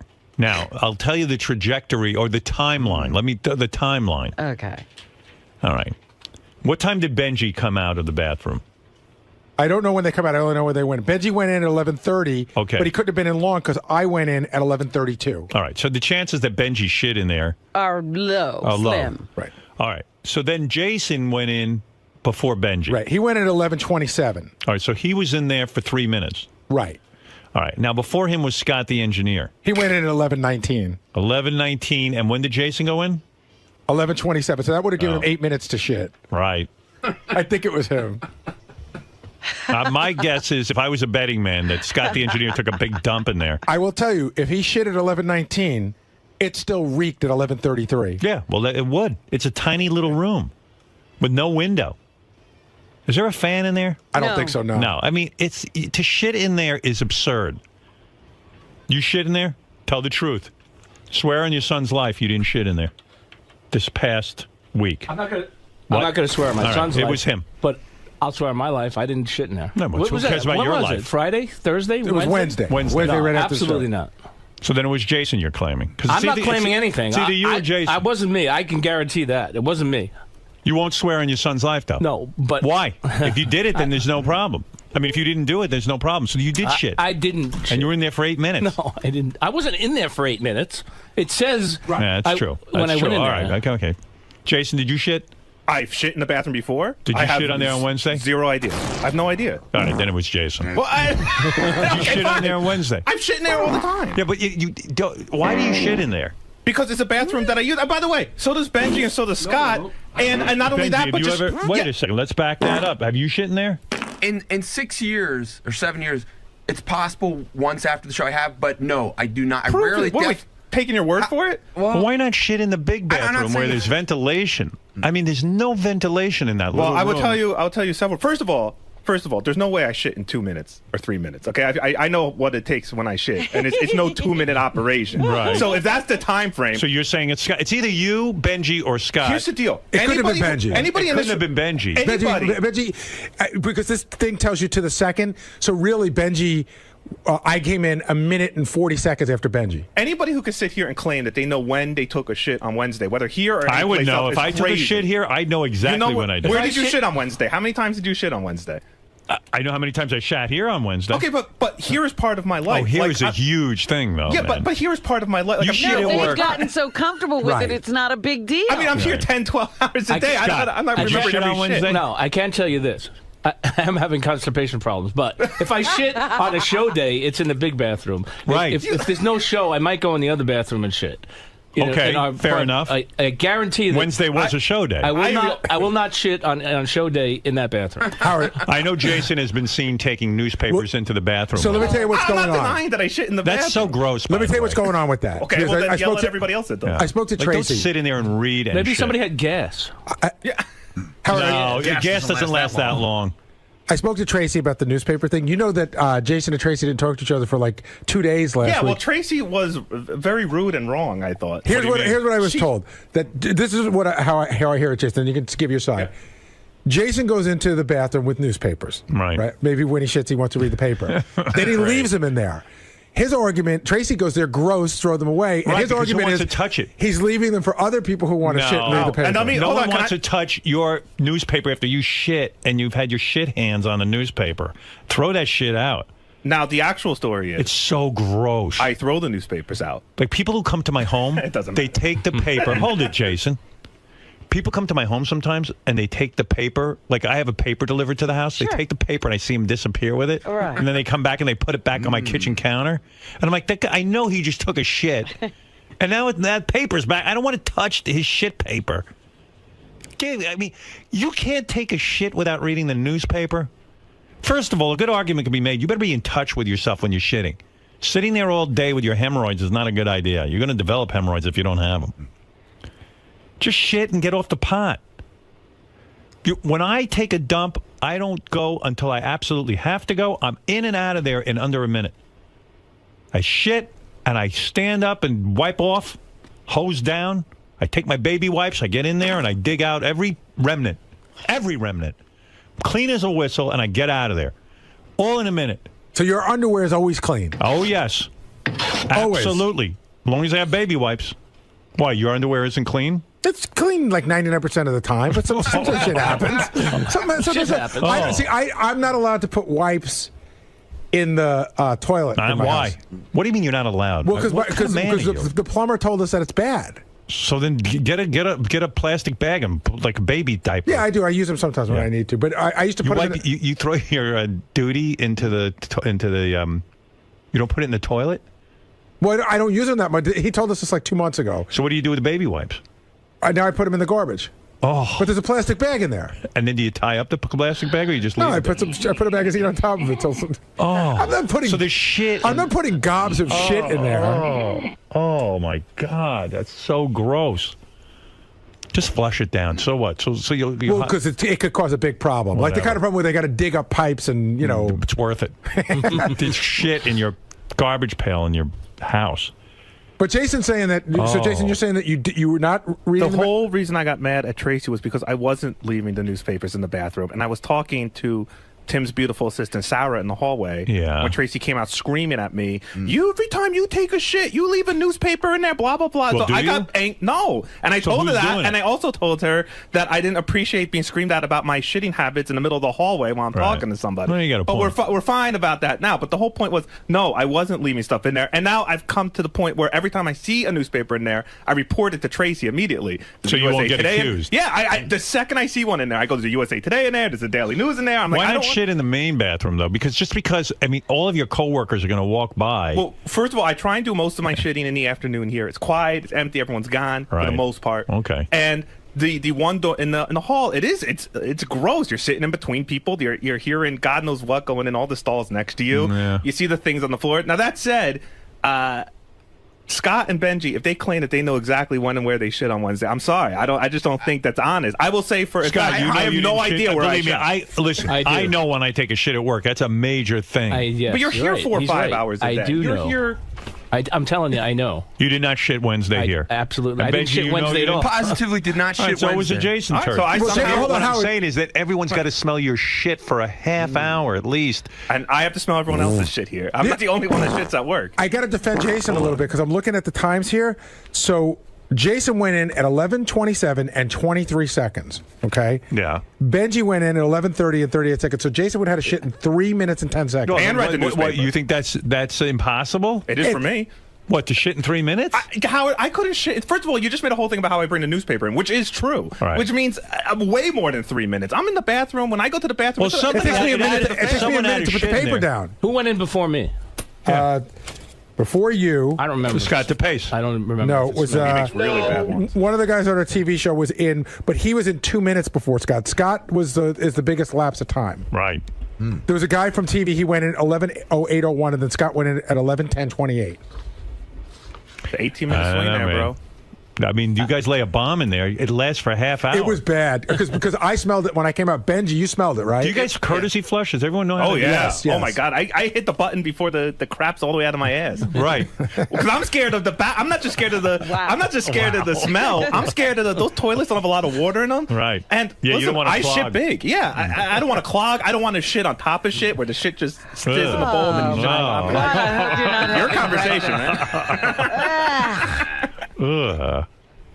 How about when you can't clean the toilet when you shit and then there's remnants left all over the place? You know what I do? I roll up toilet paper and I get in there and I clean it. That's what you do. That's Or right. flush You it wipe it 1,000 down. times. That's what you do now that Howard said to do because somebody was leaving it in there. You know what else I do? I would never do that. My lovely wife pointed this out to me. I never realized I did this, but I leave ass sweat on the seat. Okay. And so now every time I shit, I now at home and at work and anywhere, I take a paper towel and I run it across. I'm and going done. in with the Lysol every It's time. time now. for you to lose some weight. Yeah, I know. Yeah, really. I mean, seriously, with ass sweat. I know. That's vile. Hey Howard, even though that's your private bathroom and you're the only one who uses it, do you still paper when you put down, or you just trust that it's yours? No, it's mine. Because I'm down to like double paper now in that bathroom. Yeah, I don't blame you. But I think you guys, seriously, like I don't go in there, but people do walk by and Robin uses it. I think you should shit in the main place and just use that for peeing, you know. I'm down with that. That's what I think. If everyone else subscribes to that rule, I'm down with it. Here, Howard TV complains that they can smell Jason's bowel movements for 10 minutes after he uses the bathroom. Like it wafts into the Howard TV room. Yeah, that's a funny joke to put up, but I don't shit during the show. I mean, I just don't have time for it. I'm Guys. telling you, it's a whole thing. But they're there after the show. Maybe that's what they're saying. After the show, that might be true. Right. 10 minutes. Yeah, listen, Howard TV can do a special on it. It's vile. So it's my only All right, quiet. all right. Just thought I would bring that all up. Scott, What? between your quest to bowl, Yes. your block party woes, Yes. and now this recent bathroom investigation, Yes. you've been taking a lot of shit lately, quite literally. Yeah. I don't know if I like the way you put that. No one's happy. I didn't say you took the shit. I said you're taking a lot of it. Yes, I have been. Yes. But you maintain that not only the time frame, but also the day. You maintain that it wasn't you. You were not the poop caper. I'm here. not the culprit. Absolutely not. No, that I will say definitely, positively, absolutely. Not me. Based on the way he remembers things, do you believe Jason is the poop culprit? I can't say for anybody else, but I can say for me. I didn't do it. It wasn't me. Did you smell any remnants from possibly a third I party? don't remember. A second pooper? It could be. I A go third in there. pooper. I go in there a lot and it stinks. I tell you that much. But I don't remember that day of stinking. Great show, John. Thank you, John. Whatever. It's going to be a great Do you believe, due to the lack of ventilation issues, that a fart gone awry could be responsible for the leftover smell? If it was a really bad one, yeah, it probably could be. But look, possible. Anything's possible. Wasn't me. like I'm an ass. Would you take a lie detector test? Yes, I would. It's just a remarkable. Yes, absolutely. I believe you. Thank you. I mean, I'm in here. Based on the way the evidence was presented to you, the time frames, you're still close to 100% sure that it wasn't you. You require way more time than. Just solely based off the 2.5 minute, 3 minute time frame that they gave us. Yeah, I mean, there's just no way. If I shit, that would be like the fast. That means I went in, closed the door, locked it, pulled my pants down, sat, did my business, and left. That would be an incredibly efficient shit for me. But again, and I'm sorry, I do not believe Benji and Scott. I think they're lying out their asses. I don't remember. A, if I took a shit on Wednesday. B, where I took that shit. I'm sorry. I have no idea. I just spoke to Scott. He's willing to take a lie detector test to clear his. But a lie detector test. I mean, he could believe he knows. You know what I mean? Like, we could take a lie detector test. Doesn't prove anything to me. I'm not embarrassed. If I'm the one that took the shit and it was smelly, I guess I apologize. I'm just saying, based off the evidence, I'm sitting here admitting to the world that my shits take longer than 3 minutes, which is embarrassing. So this isn't working in my favor, other than to say, if it was me in that 3-minute time period, that was incredibly fast. That said, I always subscribe to the one who smelt it, dealt it. And how Benji is, just because he's the first person that went to Gary and said something, how that puts him in the clear is beyond me. I know, because it also speaks to the whoever denied it supplied it clause. I mean, these are things that have been known for years. It is known. It is known. And it has always been known. And Benji is the biggest breaker of all guy rules ever. And so, you know, it would make sense to me that he went in, stunk up the place, and then told Gary. I don't know why he gets a pass just because he's the one that brought it up. It doesn't make any sense to me. This smelly crime reeks of Bronx right now. It reeks. It reeks. It definitely reeks, Greg. But if it was me, I apologize, I guess, for taking a shit at work in the bathroom. And I will walk around with a box of matches from now on. Therefore, nobody could ever accuse it of being me. I truly don't believe it's you, just because you're so forthcoming about it. Yeah, again, I'm not embarrassed by it. If it was me, if I knew I'd left the fucking, I would come in and be like, yeah, sorry about that. That was a bad one. You know, but I'm trying to be honest. My honest answer is I don't remember when and if I took a shit on Wednesday. Right, but as the best-selling novel, shall we say, says, everybody poops. Everybody poops. Nothing to be ashamed of. Nothing to be ashamed of. Just keep it clean. Keep it smelling good if you can. And more importantly, don't rat on other guys' shits. Jesus Christ. Now that I know we're doing... People think I'm a weasel. Now that I know that we're ratting out shits, a whole bunch of people are going down around here. You have no idea what goes on in our bathroom. It's craziness. Benny, right over your shoulder is the scene of the alleged crime. You still... I thought you were... the toilet, yeah. You still maintain you had nothing to do with the number 2. No, I always get the numbers confused. 2 is poop. Yeah.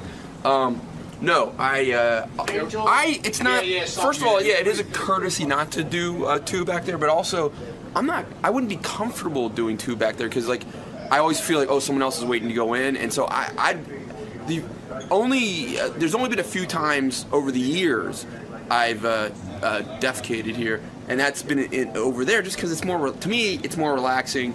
You can take your time. I walked in there and I was hit with it, and I went ahead and peed because I was like, oh fuck, I gotta pee, I'm already in here. No, I did not. I can definitively say I did not do that on what they're talking about. So, based on the information given today, who do you believe the number 1 culprit is? You know, well, the only one who said he's not sure if he did it was Jason. So I'd say, and Jason says he does regularly do in there. So I would guess it was Jason. But if he says he didn't, I would, I don't know. I don't have enough evidence. I haven't studied this kind of field, so I don't know. Plus 3 minutes for Jason? That's tough. Maybe, I don't know. I don't know. Truly a mystery. It's not one of the world's greatest mysteries, but, if you have the top billion mysteries, it's a mystery. Well, around an office, it's a workplace, it's a very, very interesting mystery. It is a mystery. I think it would be fun, though, to do, I would love if we could, I don't know how we could do that, I don't know. That would be a tough one to do. You'd almost have to swab, the... But it would have to be immediately after, and there's even sometimes people go in and they get in between people, so I don't know. We should, it would be fun. We could maybe get some real cops. That's what I mean. Yeah, some forensics. Yeah, get some real cops. Do actual get some real New York City cops and do a real interrogation about it and see if we can really solve it. That would be fun. Could be the start of some sort of web series too. like just a total thing every time, like a CSI who shit kind of thing. Feces forensics. Yeah, we got it. All right.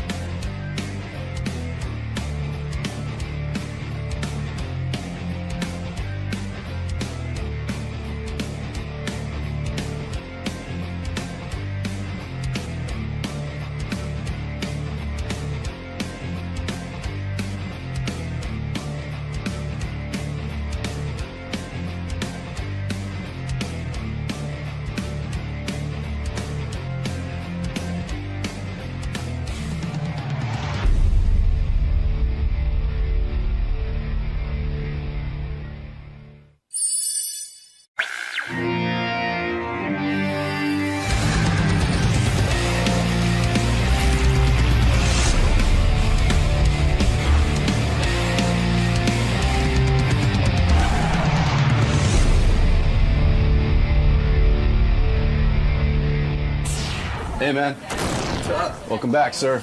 Oh my gosh, what a pleasure. I was going to ask you, do you still have the excitement? I couldn't sleep last night. I was tweeting, I couldn't sleep. Man, it's never, I'll never get used to this. This is the coolest. Even in your second appearance, even after you've already broken your cherry. I'm nervous, I'm excited. There's just nothing like it in the world. And you've had a lot go on since your last appearance. Yes, yeah. Got nominated for an Oscar. Yeah. I don't know. Got a new movie coming out? This is the climax, though. Well, 21 Jump Street, yeah. I've been working on that movie for 5 years, from 23 to 28, and it's finally coming out, and I'm nervous as shit, because it's awesome, and I just hope people don't think it's another crappy TV show remake, you know. You wrote the screenplay for that, right? I was one of the writers, yeah. Awesome. And produced it and acted in it. But we even make a joke right away in the movie that's like about how unoriginal and lazy it is to remake a TV show into a movie. It's fucking awesome. It's just such an awesome movie. I hope people go see it. I hope Howard sees it because he would love it if he took the time to go see it. But I don't know. This is the highlight of my press always. Like, I can't believe I'm invited here. Well, it's good to have you back, man. Yeah, I'm such a fuck. I was tweeting out last night, hashtag fly me with balloons, hashtag Mike Walker fart, hashtag high pitch, just, you know. You know your stuff. You know the details. I just am excited, man. I'm excited. I really want to talk about, I forgot to tell Howard last time about Private Parts. Remind me, I have a really important thing to tell him about Private Parts in Moneyball. And the correlation between the two for me. Really? There's a reference or a connection? There's a big connection that I want to tell him about, so if you can remind me, that would be great. I will. On your way in, I'll just yell, Private Parts, Moneyball. Yeah, just have someone remind me, because it's important. I'll probably remember, but it's so fucking cool to be back here. And I was out shooting a movie in Atlanta with Vince Vaughn and Ben Stiller, and in my TV, I had him put the on-demand, so I was watching every night while I was there. But now we've been on the road. Promoting 21 Jump Street. I haven't been able to like listen or watch in a couple weeks, so I'm a little behind. But the good part about this is you can catch up. You know, it's an on-demand channel, and you also have serious, replays a lot of the stuff. So it's cool because I know when I walked in just now, I know what I'm watching. I know that's actually going to get used for something. Sometimes you record this bullshit, right, and no one ever sees it. But you know it's you're like wasting your time your trying to be funny. Yeah. And I saw Stiller on, and they talked about me a little bit. I was excited. Yeah, that's right. When he came in last to, I think it was Tower Heist when he was promoting that. Yeah. Cool. Fuck, man, this is so cool. Are Sal and Richard around? Oh, yeah, hey, absolutely. How's it going? Hey. What's up, guys? Hey, Gary. Nice to see you, man. How's everything going? I'm glad you're back. Thanks for having me, man. I'm gonna say hello to you this time. Hey, yeah, come on, man. Why nice not? to see you. I don't want to ignore anybody, but that's we have certain rules that we're supposed to go by. But now this is my second time. Jonah Hill just came off a big year. When you're nominated for an Academy Award, that's about as good as it gets for an actor. You're always Academy Award nominee. That's right. There he is, Jonah Hill. You can put that in the credits. I'm trying to see if Jonah put back weight, but I think he looks about the same. so. Yeah, all right. Hey, You're guys. doing good. Hi, Robin. how are Hey, you? Jonah. Hey, guys. Good seeing you. So nice to see you guys. Good to see you, man. You had a primo seat at the Academy Awards because you were behind Angelina Jolie and Brad Pitt, right? Yeah. Yeah, that's a good You're seat. always on With my mom. camera. With your mom. You were on camera 99% of the time. Yeah, it was a good seat. Yeah. I'm so happy to be here. I'm happy to see you. Hey. Are you hosting Saturday Night Live? Is that why Yeah. you're in town? Well, yeah, and I'm promoting 21 Jump Street, this movie I made. When is 21 Jump Street coming Oh up? my God, March 16th. I've been on this movie for 5 years. I wrote it. Is that right? From 23 to 28. You wrote the movie One of the yourself. writers with Mike Bacall, yeah. And 21 Jump Street was a TV show. Yeah, and I, like everyone else, when they asked me to adapt it, I rolled my eyes so hard, and I was like, this is such bullshit. I'm not turning a TV show into a movie. This is stupid. It's lazy. In fact, one of the first jokes in the movie is about how lazy and stupid it is to recycle old ideas, basically.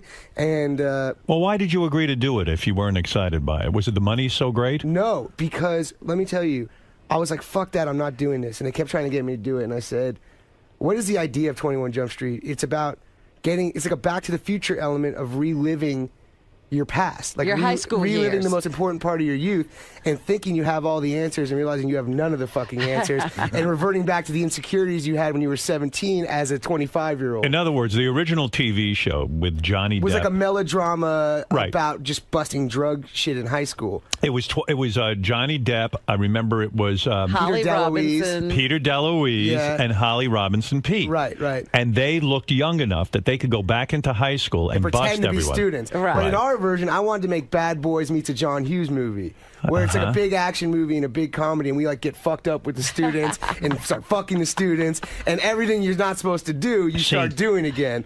And I was like, that's a funny ass idea for a movie. You still look young enough to play it's feasible that you could go back into a high school and fit in. And we do make some jokes about how Channing Tatum and I look like we're fucking 40-year-old men pretending to be in high school. I'm telling you, man, I would not be here pushing. After the year I've had, I would have just sat from the sidelines and let this one tank. But you like it. It is so fucking fun. Now, did you direct it? No, these guys, Phil Lord and Chris Miller directed.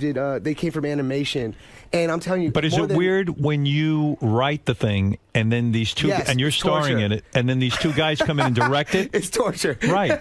Why is it torture? Because it's your baby. I mean, I've been with this thing for 5 years, and then you hire someone 3 years into it or 4 years into it. When you have to trust them that they're not going to completely fuck it up, you know? What studio came to you and asked you to write this Sony, thing? which is the reason they're my good luck charm, is I made Superbad, Moneyball, and now 21 Jump Street with them. So it's like, we have a great thing together. You wrote Superbad, didn't you? No. Seth and Evan, his writing partner. I thought you were in on that. I helped out with it when I came on, but that's about their life when they were growing up. And Is this the first major film you've written? Yeah. Well, I was a writer on Bruno, the Sacha Baron, but I didn't act in it. Right. I didn't act in it.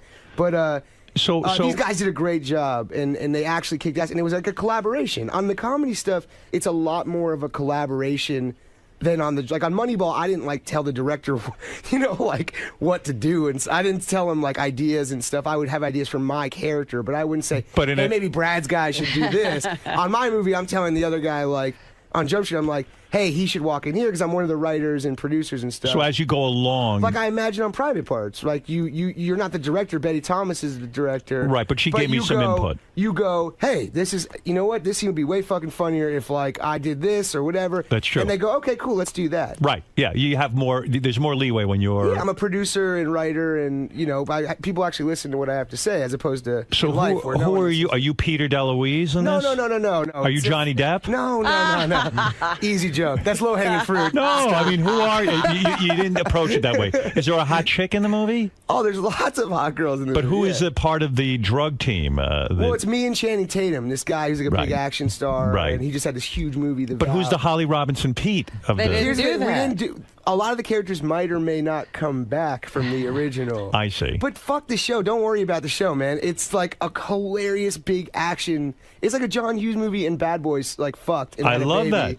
And then this is the baby of that. So you're gonna do promotion for the movie. Yes. I'm doing crazy promotion for the movie. You're doing Saturday Night Live. Yes. Who's the musical guest? The Shins, a really good band. And what is the schedule on Saturday Night Live? You have to now. It's crazy. It starts today. Now, what does that mean? What do you have to do? Do you have to write the sketches? Well, because I'm a writer too, I like to get it. Like if you were going to host, you would get in there. You're not letting you protect yourself. You Did know? you watch Lindsay Lohan this past week? I watched some of it. I kept going to sleep. Man, I've been tired as shit. We've been traveling like all around the world. It's It was been fairly so fun. It was fairly unwatchable, except for the fact that she's a train wreck. I mean, she was not very good at it, right?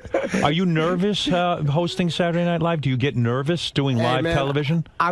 I didn't watch it really, so I don't know how she did, but Yeah. I imagine it's an easy act to follow. Right. You know what I mean? You can't look bad this week. I'd rather go after her than Bill Murray. You know what I mean? Do you, exactly. Do you worry? Are you worried right now that you have to be on live television? To me, that would seem intimidating. Live television doing sketch comedy. You don't seem to be intimidated by any I of this. hosted it before. It's my second time hosting. Right. And,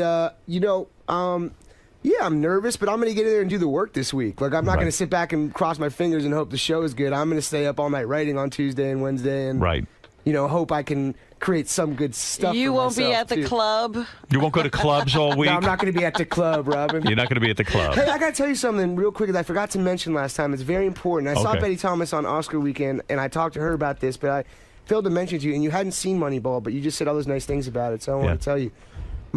Private Parts, I had 3 movies that I watched over and over again before doing Moneyball. In Private, it was The Natural, All the President's Men, and Private Parts. Why was that? Because Private Parts is a film about people that everyone thought was wrong. Everyone thought were crazy and they had a different way of changing their industry around. Mm-hmm. And everyone thought they were batshit crazy.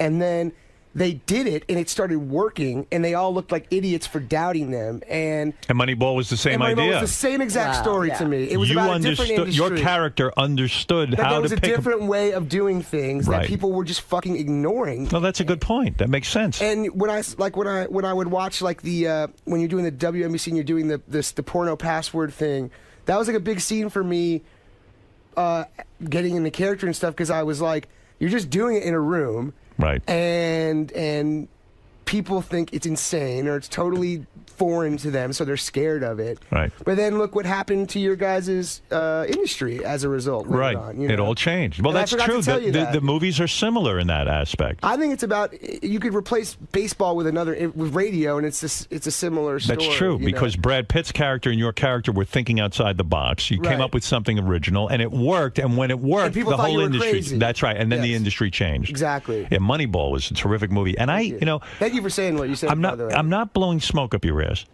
You carried the movie. You were the backbone of the movie. Brad Pitt did an excellent job, but you were really, really good in it. And I have to say, I believe you deserved the Academy Award. Now, that's really nice. Did you see the other films? Because that's something you can't say unless you've He only seen saw the other Moneyball. films. No, Jonah, I'm not kidding. You really did deserve you see it. the other films? What am I going to watch? Now, I saw Moneyball. It was a terrific performance. Thank you, Howard. Yeah. Max, I'm super but proud. when they announced the other nominees, Yeah. Max von Sydow is 82 years old.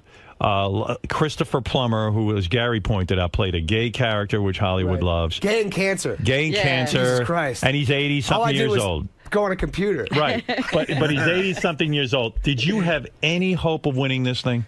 I didn't think I was going to win. You know, it's Right. funny. Like, I would have, like, I got nominated, and like Dustin Hoffman's someone who's close to me, and he got my whole career started, and he was congratulating me on getting nominated and stuff, and he's like, "Congrats, it's huge. You are definitely not going to win. Christopher Plummer's going to win." Right. He knew. You know, because people know the business. You know, all right, the guy's 82. He's the oldest guy ever to win an Oscar. He was fantastic in the movie. I thought Right. the movie was actually fantastic. Right.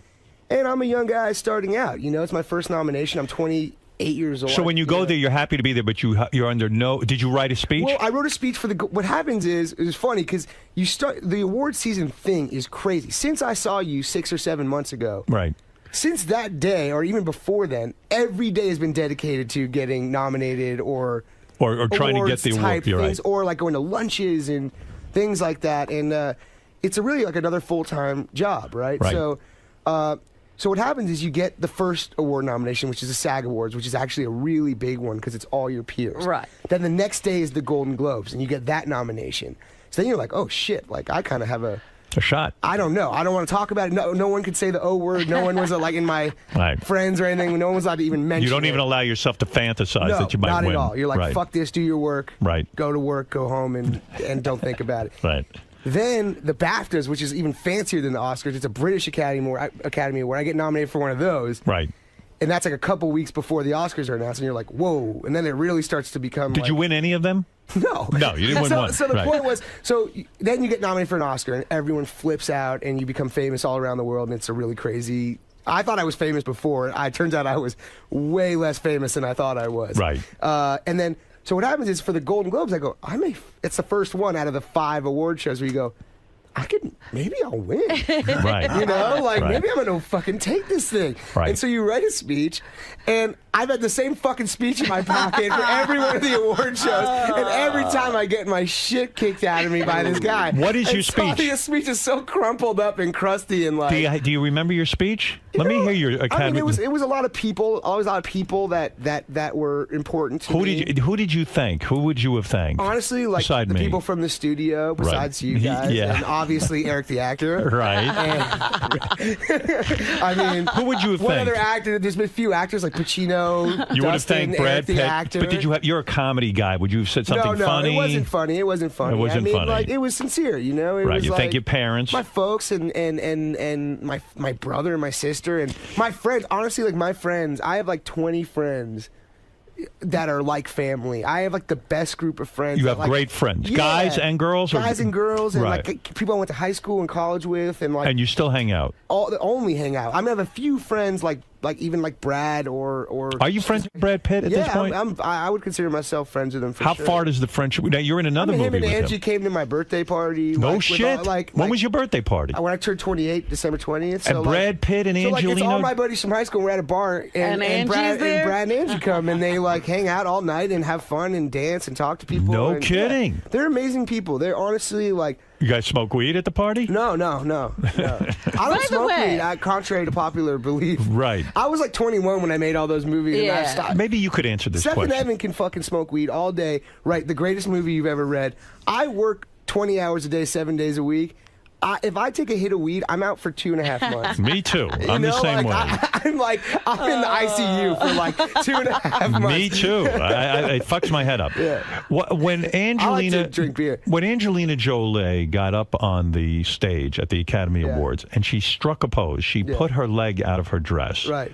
It was, to me, one of the most peculiar things. Now, I know you're in an awkward position. You're friendly with them. But did it strike you as odd the way it did me?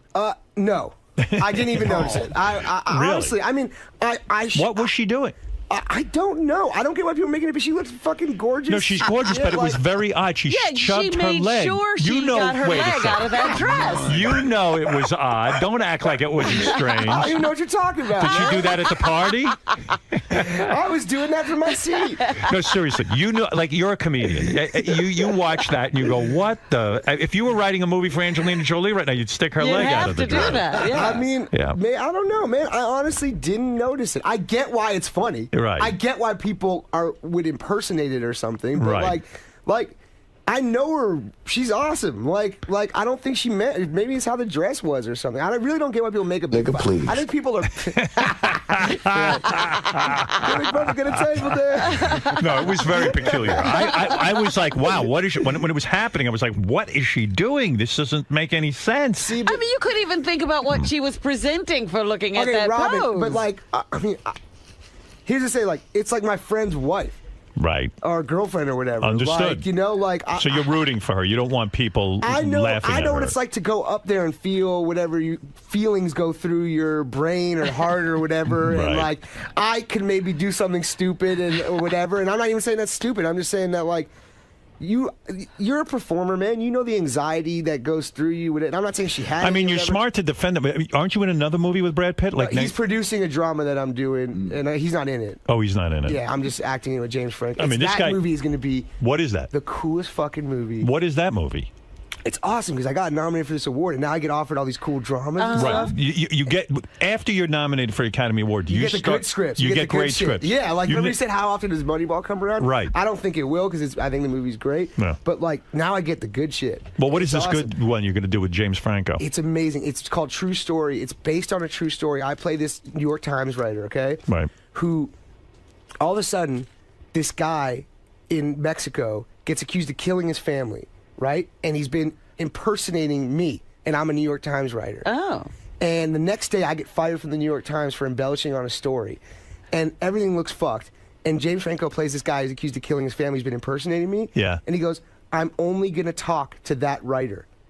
He will only talk to me. Right. So I now am in charge, like, of redeeming my career, but also figuring out whether he did it or not. And you really don't know whether this guy actually killed his family or not. It's one of the craziest So you're stories thinking I've this ever could read. be another Academy Award nomination? No, I don't think like that, man. You don't That's the dumbest way to think in the world. That's all I would think about.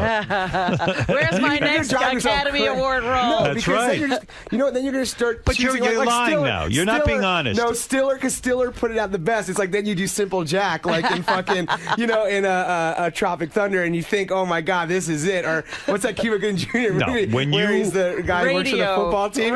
When you read a script, and then you're like, oh, this is it. when I'm you going read to a get the tux script, ready, when baby. you read a script and you sit down with your agent or whoever, the people who read these things, Yeah. you sit and you go, well, wait a second, what is the best possible movie I can do You say, here? what's the best movie? You don't say, Right. how do I get back to the Academy Award? Well, in a sense, that's what you're saying. You don't No, realize it, though. As someone who makes a great show all the time, you go, how do I make the best possible show I can make?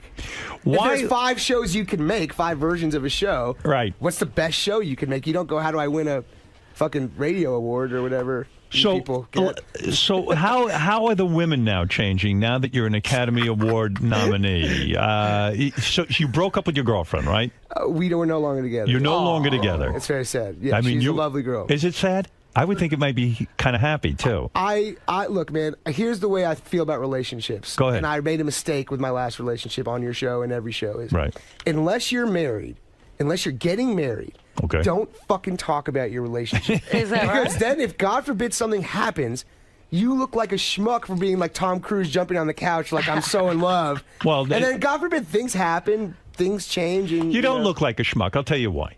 Listen, all of us have been in love. All of us Right. have had feelings about people, and all of us have gone through breakups. And it's all genuine, and it's all people get hurt. That's and- right. yeah, At the yeah. time you were in love, Right. and whatever happened, what went wrong? You just said, "Hey, I'm an Academy Award nominee. I can do better." That's not what happened, I Howard. think it is. I It's think, to not- be honest, I was that's not an happened. Academy Award nominee at the What time. happened? What went wrong? I don't want to talk Tell about the it, people she's- because we have to know. Look, man, people are in relationships, and for whatever They reason, fizzle. things work out or things don't work out. I'm a fucking guy who's been in relationships his whole life. How many years did she put in with you?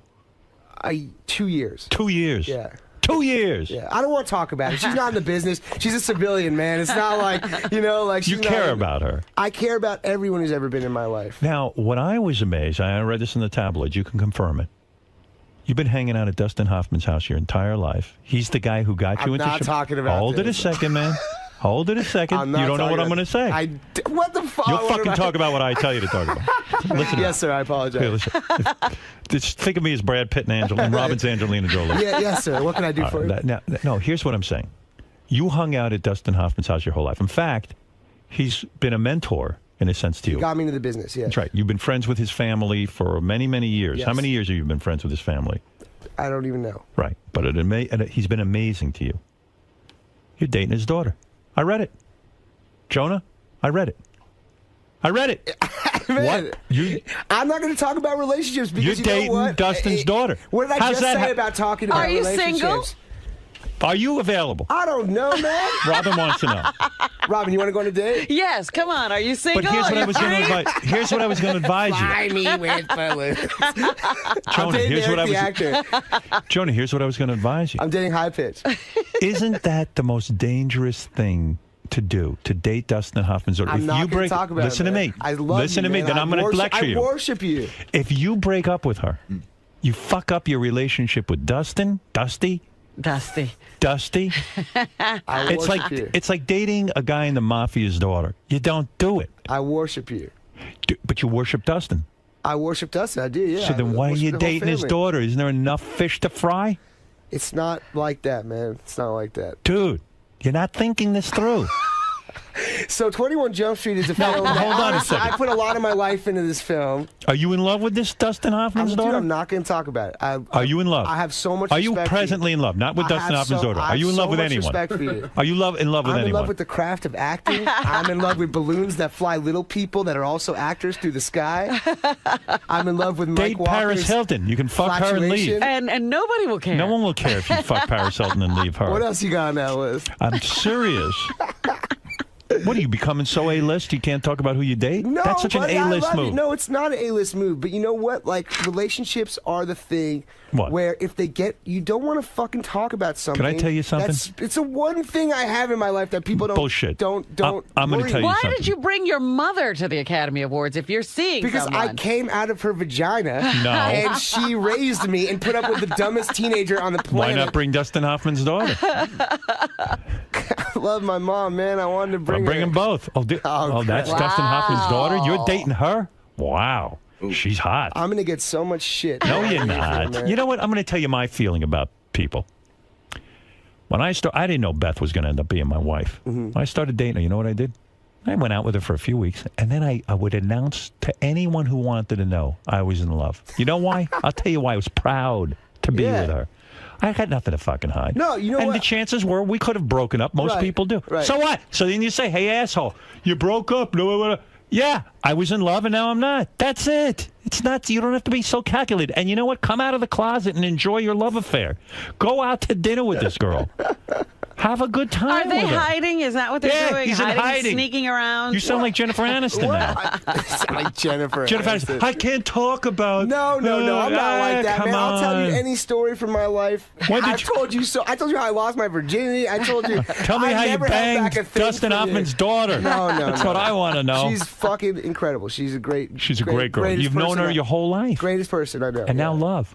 Greatest person I know. She's the greatest person you know. Yeah, she's the greatest I person could see know. her. I think she's the greatest person I know. She's brilliant, yeah. Beautiful girl. And looks like Dustin Hoffman. What does she except do? good looking. What does she do? We're switching. What does she do? She's Dustin Hoffman's daughter. Yo, How long have you had a crush on her? I'm not doing. This is crazy. This No, is crazy. it's not. We've now It's reached not. the territory where it's crazy. Why is it crazy? Because we spent half the fucking segment talking about someone's daughter. It's my friend, my whatever, man. It's fine. You're in love. I've never seen you light up like this. Never seen. Look at you. Good for you. Dude, I'm happy, all right? That's See, you it. lost the weight. Now all of a sudden you're a stud. I'm happy, man. If I could take a picture, a photograph of this moment in my life, Go ahead. I would live it forever, definitely. Are Brad Pitt's daughters too young for you to go after? Yeah, I think How so. old are they? I think so. They're still in school, elementary school or something. Oh, they are? Well, when they grow up, you'll bang them too. That's all. What if Benji went out with your daughter? Jesus Christ. I'd be very honored. Listen to me. You go over to Brad Pitt's house now?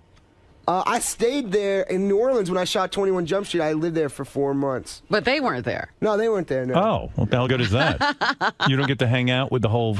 Have you seen the whole family together with all those kids? Yeah, they're amazing. Yeah, they're great. And then Brad Pitt Kids sits are there and great. takes care of these 6 kids? Yeah, he's a great dad. Wow. Do you want to ask about Shiloh? He might know. There's another reason he could get uncomfortable. Well, what about Shiloh? Shiloh is the one that's a girl who sometimes they say is Oh. dressing like a little boy. That's horseshit. The kid's young. Most little girls dress like little boys. They wear jeans. She's got a little spiky haircut. I don't know. Does Angelina walk around the house sticking her leg out? Is that her thing? She's trying to turn you on? You sexually attracted to Angelina Jolie? I think she's gorgeous. You are. You ever think about her? No. You ever masturbate thinking It's about like her? you're. I Honestly, would. Like honestly, I'm about to. This dude's my boss. Like I literally think of your friend and He's your not your boss's boss. wife. He's my friend, but I mean, it's like my friend's wife. It's Yeah. like the Channing Tatum's like wife is a gorgeous actress, and I don't never like. You don't go You there. know who that Channing Tatum married? That Jenna Dewan. Oh, yeah, right. That's the Yeah, greatest. Channing Tatum is a guy who's gonna blow your mind in this movie. Yeah? Yeah. Because you don't think of him as funny. Like I found a guy specifically that I didn't. That I like wasn't 21 funny. Jump Street. I like the idea of you in that going back to high school and busting kids. You're gonna lose your shit. You know why? The best thing our movie has is a low expectations. Because it's like when you're gonna sleep with a girl and you go, "I'm shitty in bed," and then you're decent and you look like a rock star. You know what I mean? It opens in 2 weeks? March 16th. Yeah. That's good because you get that other blockbuster opening up, the John Disney. Taylor? Yeah. That Yeah. looks pretty good to me. That looks cool to me. Yeah. No, I'm gonna see it. So it's good. Let that happen. Yeah. The next your week, we got movie nothing comes opening out. on our weekend. Perfect. That what's it called? The Julia Roberts movie. They left our weekend. No one's they gonna left see it. that. They jumped Oh, they off your did? weekend. Yeah, They got scared. nervous. They got All scared. right. I like that. So when you get nominated for the Academy Award, Jonah, Yeah. do people start calling you like celebrities to welcome you to the club? In other words, now you went Do from you hang being, out with George and Yeah. Yeah, all the I high-ups well, in also there's all Hollywood? these parties and stuff for people that are also nominated. So like, you go around, like, we were in London for the BAFTAs, and I went out with George and his partner Grant, who runs his company. He's awesome, and like, George Clooney, you mean? George Clooney, yeah. You get to hang out with him. I didn't call him George like an asshole. You said you get to hang out with him. No, Robin said George. You're right. Yeah. No, don't worry. You're okay. You're very nervous now. Right, I used to be so relaxed here and excited. But look at you. All of a sudden, you got shit to hide. Yeah, man. Yeah. Used to be free spirit. No, I'm a free spirit, man. You know what? You see, you misunderstand me. You think in some salacious way I want to hear details of your sex life with Dustin Hoffman's daughter. What I find fascinating about the story is not the fact that it's Dustin Hoffman's daughter. The fact that you're now dating someone who you were friends with for so many years. Every girlfriend I've had has been friends with me for at least 10 years. But at what point do all of a sudden, like, did you pine away for her your whole life? Fucking, this guy is got insane, back into man. it. Forget that it's Dustin Hoffman. No. I'm coming back because I'm. What we were talking about? Let's forget about talk about George Clooney all you want. Jonah, forget about Dustin Hoffman's daughter. Forget it. Yeah. We're not talking about her. You want to hear about the time I got cockblocked by OJ? This is a great story I forgot to tell last time. All right, go ahead, since you're not talking about anything interesting. Go ahead. So I'll tell you about the best stories I have are from when I was single, like super bad times. Right. So we went to Miami, and I went to this club, and Michael Cera, everyone from the movie, we go out to this club, and we're like famous for the first time, and all these chicks are into us, and we go and I start making out with some girl, and all of a sudden fucking OJ walks in. Wow. Okay? Yeah. And she literally stops making out with me, beelines over to OJ. For OJ? And makes out with OJ. You're kidding. And goes home with OJ. You're talking about a guy who had already been. I'm like, girl, don't you know how this story fucking ends? Yeah. Oh my God. Does that just do everything to your ego when the girl leaves you for a guy who has allegedly killed his wife at that point? She was so sweet and down. No, I was kidding. Yeah. Obviously, she's not a very good person. But who the hell would ever do that? I just thought that was a funny story that would work really well on this show. Now, you got so big at this point that you got to be on Oprah's big 2012 Oscar special, right? Now, did you hit it off with Oprah? I did, man. I did. You like Oprah? Yeah, like, honestly, it's one of those things where, like, obviously, like, I feel bad now because I come on here and I feel like some guy who's like you wouldn't. You've gone showbiz. No, I haven't though, man. Like, fuck, I like you want to shit talk. You want to shit talk Oprah. Like, you want to have a funny story about Oprah where she wasn't pleasant. Cool. She was the loveliest person. Like, was so nice to my parents. Like, fucking entertained my parents, which is why the not? Whole thing. Like, listen, the whole world loves you when you're nominated for an Oscar. She's amazing. She sent me 20 bottles of champagne. Is it true? Yeah. She did. Is it true you were going... I was like, me and all my friends are going to celebrate, and she sent me 20 bottles of champagne. Is it true if you won the Academy Award, you were going to thank Charlie Rose? Is that true? That you were going to mention Charlie Rose in your speech? Because Charlie Rose... I thanked Charlie Rose when I was on his show because Brad Pitt and myself and Bennett Miller, who directed Moneyball, who's a huge fan of yours, by the way, also. Excellent. We went on Charlie Rose, and it was like the best interview... for the movie, I thought it really like let the three of us talk about the movie without talking about of course, Brad's but nobody kids and shit. Like they actually let us talk about. But nobody watches the fucking show. That's the problem. I don't know about that. I know about it. Well, yeah, okay. That's why he lets you talk and talk. Academy voters probably watch the show. Okay, you know, like fair enough. people that vote for this stuff. You know? Right. And so he did such a great interview that you felt it helped catapult the movie into the national psyche or something?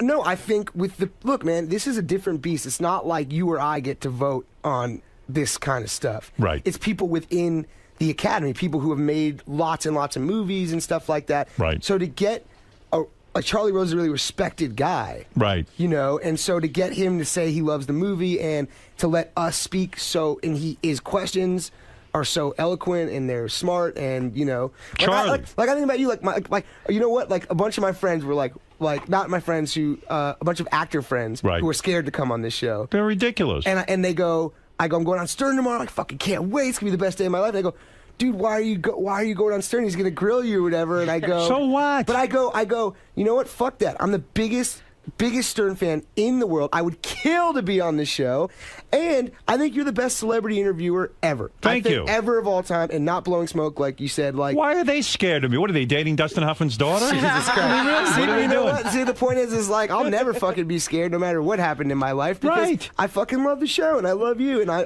worship the show. Like, I listen every day.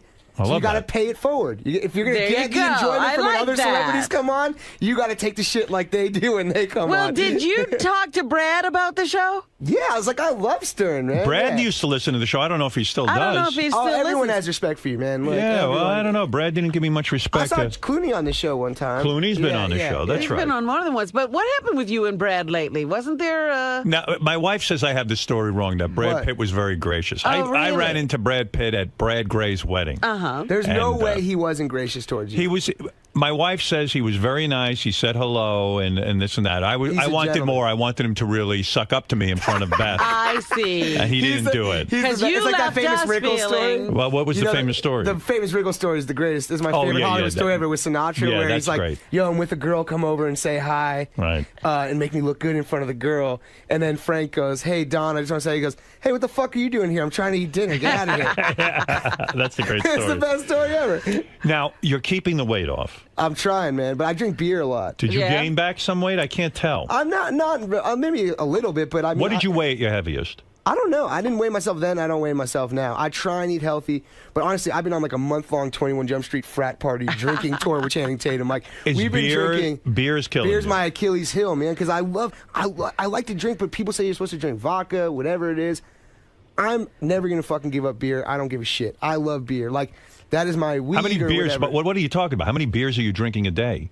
No, it's not like I'm an alcoholic. I'm saying, Right. but when I go out and drink Right. and have fun, You have beers. I drink beers. I don't How many drink beers other do you have? shit. 10 beers? No, like 5 or 6. 5 or 6. Yeah, he's not like Richard Christie. Yeah, Right, I'm but not like that'll Andre put- the Giant drinking like a 90 pack every But day. 5 or 6 beers will put calories in your Yeah, it's like system. eating a cake or something like that. But you don't care. You're going to keep it up. Look, man, I've changed Are you afraid I've to get too thin? No, not at all. Not I mean, at all. in a sense, you're. I've changed my life in such a positive way that to me, as long as I've made that change and I still drink beer, you gotta have some weaknesses in life. I don't do Right. drugs. I don't fucking, go out and fuck tons of girls. I like to drink beer with my friends. Like I have great friends.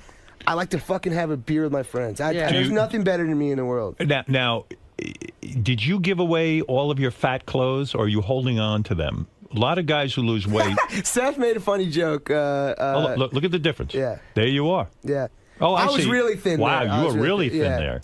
You've put back weight. Thanks, Howard. You have. Not Yeah, a lot, but you put back. Yeah, I'm healthy, man. I'm healthy. Like, What do you mean you're healthy? I mean, I don't live the same lifestyle I used to live before, man. I'm not a huge guy anymore. That's Right. awesome. I'm proud of that. But if you get too thin, will you lose your charm? No, man, I don't think so. Did you give away your fat clothes? I don't know. It depends if they were Where are your expensive or fat not. clothes? If they were expensive, Where are I your probably fat kept clothes? them. That's how I operate. Where are your fat clothes? They're probably in my parents' garage. I see. So you have them tucked away in case you get Away, fat. yeah. I said when I turn like 80 or whatever, I'm just gonna become like the fattest dude on the planet. That's it. Yeah. But that's when you Gonna do it. become Marlon Would you do that if Brando? you were 80? Would you just become like a real big fat guy? I or what? say that like there's got to be a point where I stop caring. No, but really rich guys like you think you're gonna live forever. Like you see those really rich guys and they're like 70, but they kind of look like 48, Right, 50, right. because they're so rich. They have like. They're like, I'm too rich to die. When When they go on the private plane, I love when you go on a private plane with a guy who's like a billionaire. Yeah. They fucking sit with the pilot because they need to control. They're like, I'm too rich and important to die. I don't trust this non-billionaire with my life. Really? Yeah. Well, that's a good idea. One of my friends made a You're fun. gonna adopt that. That's Yeah. right. So now, let me understand something. And I'm excited about 21 Jump Street and all that. I'm telling you, man. But I You're want to gonna know, love it. between your last girlfriend and this mysterious new girlfriend, did you have a period of time where you've gone berserk and had lots of sex? Yes. Taking advantage did. of your Yes. fame. So you broke up with your old girlfriend. I'm not going to go through Or she broke up. chronology. All right. But I had fun, and I'll discuss You had a period of time now. any time period before now. I'm willing to discuss. Oh, good. Okay. Yeah. So there was a block of time before, let's say, a famous person's daughter. We And don't know how much time. We don't know how much time, but there was a period of months, right, that you had fun. Yeah. Now, how crazy did it get? It got crazy. It did. Yeah. Did you have two There's girls? a reason I need to have a girlfriend. Did you have two girls at the same time? In my life? No, I mean in that period of time. Not in that period of time, but I've done that before. Did you go through all races of women? White, black, Asian? No, I really am attracted to Brazilian women, like through the internet. Oh, really? Like, when you go on those porn sites and stuff, like, You like find I hit yourself- up like Mike in Brazil or whatever, like Right. whatever one of those things. And shout out to Mike in Brazil. But I've never been to Brazil or never met it. I don't know if I met. So a what's the Brazilian. craziest scene you got into with these chicks? I just had fun. You know what? Like, I decided Did that you get a blowjob from two girls at the same time? I've been with two women at the same time. You have? Yeah. You like that? No, I hated it. It was horrible. It's fun kidding, man. No, it was cool. How crazy did it get? You want to do all that shit before you die. Right. Like, And if you have the chance to do it, you do it. Yes. But Good it for wasn't you. like an everyday thing. It was like one time, and I like told all my friends and think about it all the time. Any it was like famous women? Not famous. Not like famous. That Did you get your ass eaten? No. No? Yeah, I've never had that I had either. sex with a Sports Illustrated swimsuit model. Okay, that's the one I'll that's tell my what we're talking grandkids about. Wow. That's the one I'll tell my grandkids about. Super hot, right? Yeah, that was like the highlight of my single life. No kidding. Yeah. Look at you. On fire. I'm the luckiest guy on the planet. Like, I know your listeners probably want to kill me right now, and I No, would, we're I would happy want to for kill me, you. but I'm a genuinely nice guy. I work my ass off, and I'm nice to people. What's so, your ultimate fantasy? What's the game plan? To become a great director? To become no. a no? I You just wanna want to be a act great in actor. You I want to want- act in movies? No, I want to do all different kinds of movies. Like, honestly, I didn't think there'd be a time where they would ever let me not do comedies because I became famous as a comedy guy. Right. And getting this award, whatever it means, my ego or life hasn't changed because of it, but the opportunities I have greatly changed as a result of it, and I'm taking advantage of it by doing like really good dramas. Who had the You know? vision to put you in Moneyball since you were a comedy guy? This was a Bennett Miller and Brad Pitt. Brad and Pitt? Sony in the studio. Because, Did Brad Pitt make you audition for Moneyball? No, Bennett had seen Cyrus. I had made one other drama that I really love. This movie Cyrus with myself. Bennett's the director. Bennett Miller's the director. Okay. Great. He did Capote in Moneyball. All right. And, Cyrus, you haven't seen it. It's Benji. That's a Benji. I use hysterical. Benji as an inspiration yeah, for Cyrus. it's hysterical. Thanks. And it's like a dramatic comedy. Yeah, kind I of mean, thing. it has a poignant, dramatic story, but I mean, your character's It's just crazy. absurd. So yeah. Bennett saw you in this film. Yeah, Catherine Keener. Oh, Catherine Keener. She's the one actually that should get the credit. She's a great actress. She actually hooked everyone up with this movie because Brad had a director that fell out, and then she's like had worked on Capote with Bennett and was like, "You got to hire this guy Bennett. He's amazing." He hired Bennett, and they needed the second lead in Moneyball, and she's like, "I just did this movie Cyrus with Jonah Hill. He's doing different kind of shit. He's not just doing funny stuff." Right. And Bennett and I had been friends for 5 years, and he knew the way I knew about movies, like encyclopedic knowledge of movies, was what this guy had with baseball. It does take a certain vision. I mean, to take a guy who's in these comedies and teenage type comedies, and all of a sudden say, "Hey, I could see him in a But serious it's also role." the theme of the movie. Is Right. like, don't take people at face value, see Right. what they're actually worth. you know? Right. Were you nervous when you had to work with Pitt the first day, or are you so calm about all this now? No, the first day of rehearsals, it was myself, Brad Pitt, and Philip Seymour Hoffman, and I was shitting my pants. I was really nervous. Right. Yeah, I could see that. I mean, these guys, I mean, they've I'm been used to around. working with like Rogan and shit. Yeah, it's hardly like work. Like I'm used to working out guys like I've seen do real weird shit. So it's like you picture the audience in your underwear. Like Seth and I have been through a lot of stuff together. Like we've been friends for a long time. Like it was comfortable, you know. Right. Like Judd and Seth. Like Do you ever? I'm friends with those guys from before, so you know. Do you have any ideas right now of what you want to do on Saturday Night Live? Are you going to go in there today Yeah, I and have pitch some ideas? No, today is the day they pitch you ideas, and they're all brilliant, and they have so many funny writers and stuff. And I think they like when a guy like me comes on. I imagine, or maybe I'm just being a douchebag, but I What's the name of the? because I've worked in comedy and stuff, Yeah. and have hosted the show before. Well, they probably like having you there because you can write funny stuff, and it's an added bonus. and I have fun, and I in a version of life maybe would have been on the show or something, and I don't. What is your I don't treat idea? them like a guy coming in. I treat them like, man, I'm lucky to be here. And What are you going to pitch when you get your opportunity to say, I have an idea? I have a bunch of ideas. Give me an idea what you're thinking about. Bennett, the director of Moneyball, and I had an idea for a digital short, one of those digital short films where it's because now I got nominated for an Academy Award where it's like I'm only doing like real serious movies. Yeah. And the idea was to do a Stephen Hawking biopic called Hawking. Oh, that's funny. But because it's like all you do is just sit there like this. And it's like Academy Award, not like, and it's like Hill brings Hawking to life, but really all I'm doing is sitting there just like with my head cocked, kind of like that. Yeah, like my left foot. Yeah, exactly. Yeah. Oh, yeah. that's a good idea. It's pretty funny, yeah. So you got to pitch that to those guys. I'll pitch them and see what they say. Do you get it? Do you now get that I say on the radio, they're like, "Fuck, why?" No. They should do it. Do you get dejected when they reject your ideas? Do you feel like no, man? That's if I came up through comedy writing. Like that's how I came up. So no idea is precious. Like whatever the best idea is wins. I don't care whose idea it is. Are you surprised? If it makes me look good on Saturday, I don't give a shit if it's right. Anyone's idea. Are you upset? Will you tell them, hey, this isn't funny, and I won't do it? Will you ever pull one of those? I wouldn't say it like that. Right, but you might say, hey. I would say maybe like, oh, maybe there's a way to make it different or something, or I don't know. Are you surprised Kristen Wiig is still with Saturday Night Live after her huge success with Bridesmaids? I don't know. I think whatever she wants to do. I think Kristen's one of the funniest. She's hysterical. I mean, she's brilliant. Yeah, she's fucking brilliant. She's going to leave there soon, I guess, because she's got a movie career now. Yeah, I don't know. I mean, did Will Ferrell stay on once he started? He did a little bit. Yeah, he did. Yeah, some people do. You know which guy is a funny guy on Saturday Night Live now, and I think is a super talent. I wonder what his game plan is. Bill Hader? That guy, yeah. He's so funny, the man. guy with the deep voice. Yeah, he's really good. He's brilliant, yeah. He was in Superbad. He was in Superbad? Him and Seth were the two cops in Superbad. If we're talking about the same person. Wait, but it's the guy who plays... who does he play? Stefan? He's a Fox reporter. Yeah, he plays Shepard Smith. Guy? He plays Shepard Smith. Oh, at the beginning of the show? Yeah. That's Bill Hader. That's man. Bill Hader. Oh, dude, he's one of the funniest But guys isn't it ever. funny? Nobody knows his name. Like I like him, and I don't even know his name. Yeah, you're the only one who knows him because you work on the show. Bill Hader. He's so funny, man. He's so funny. And nicest guy. Yeah. Well, anyway, listen.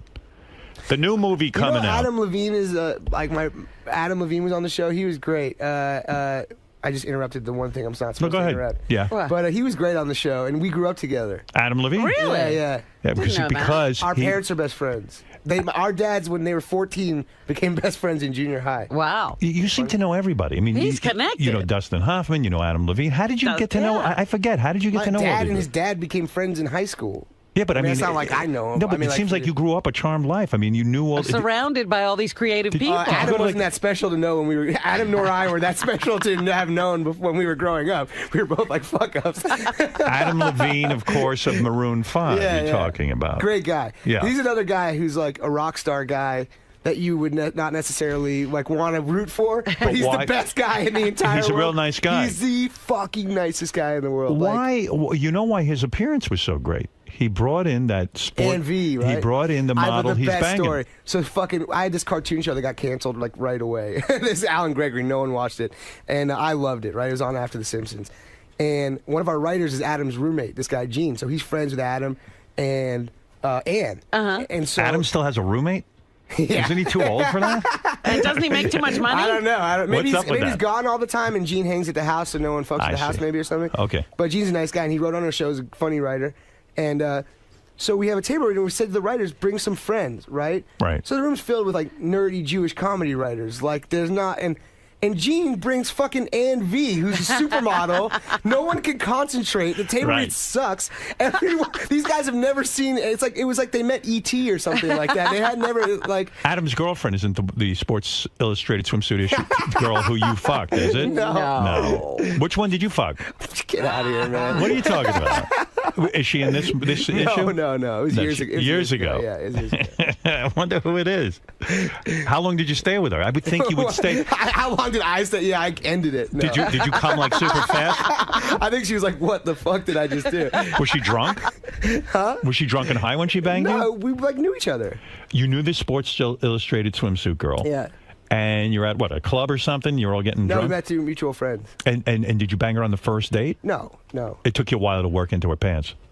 I don't remember. It was honestly, I was young. And after she fucks you, she dumped you?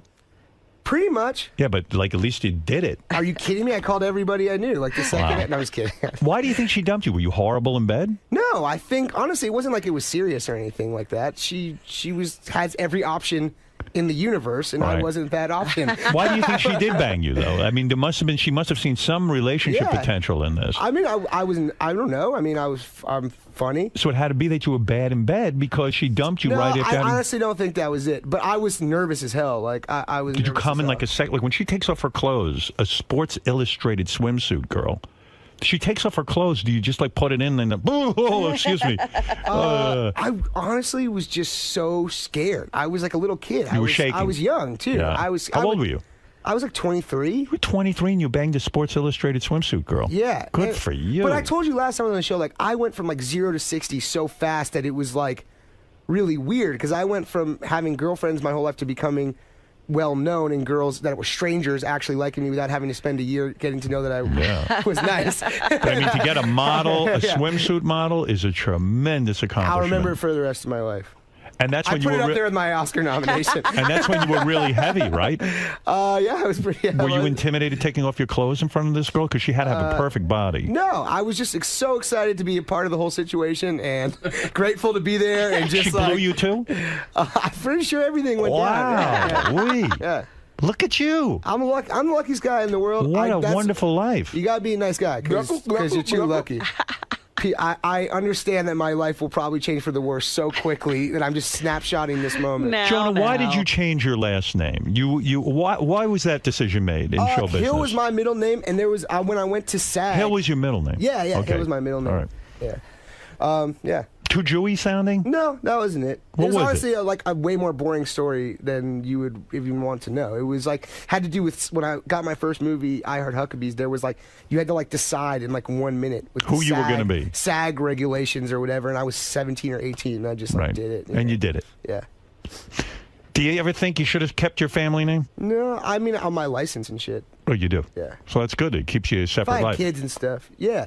I have a whole separate life from this shit that, like, if it ended, which it will probably soon, I'll be fine. Do you have enough money saved up now? You're a millionaire, To right? live a certain type of lifestyle. I mean, you're a millionaire. I'm fine. What? I'm fine. What does that mean? I'm fine. Are you a millionaire or not? Of course you are. I'm fine, man. Yeah. What's his quote now? Yeah, what is your quote? Nominee? I want to hire you for a movie. I wrote a movie. I want to hire That Jonah Hill. adds to it, doesn't it? Yeah, I want to hire you for a new movie. Well, how much do I got to shell out for your services? I don't know, man. Seriously. I don't know. Do you want Jonah Hill Academy Award nominee? Yeah, I want Or this do guy, you the want- guy who's sitting on the couch. I want to hire him for a movie. Depends on the movie. If it's It's got to be a couple of mil, right? I don't know, man. What is your quote? You don't I'm know your not own telling quote? you. Why? It's private. Jonah. It's me. It's Howard. What's your quote? I'm thinking of you for a I'm movie. in a really happy place. I have a very serious role for you. I believe it's an Academy Award I role. want you to do. You know what? I would love. You ever seen like Todd Salon's movies, like Happiness and Welcome to the Yes. Dollhouse? My favorite movies, I would Welcome love to- to see you like in a movie like that. Well, let's go. Let's do it. But would you do something like that? No. Would you do? You wouldn't do it. No, I want to be Mussolini in a movie. That's my dream role. Mussolini? That's right, an Italian dictator.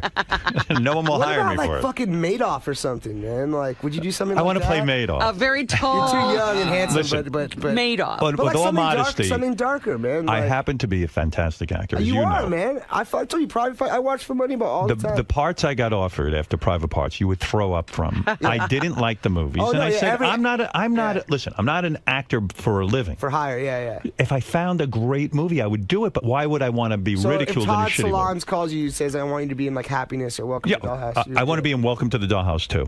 you would do something. I like would. that. You should, man. My dream role, though, and I've never said this on the air, Yeah. I want to play Woodrow Wilson. Woodrow Wilson. You love, right, yeah, yes. you love biography books. So I'm do just I. kidding.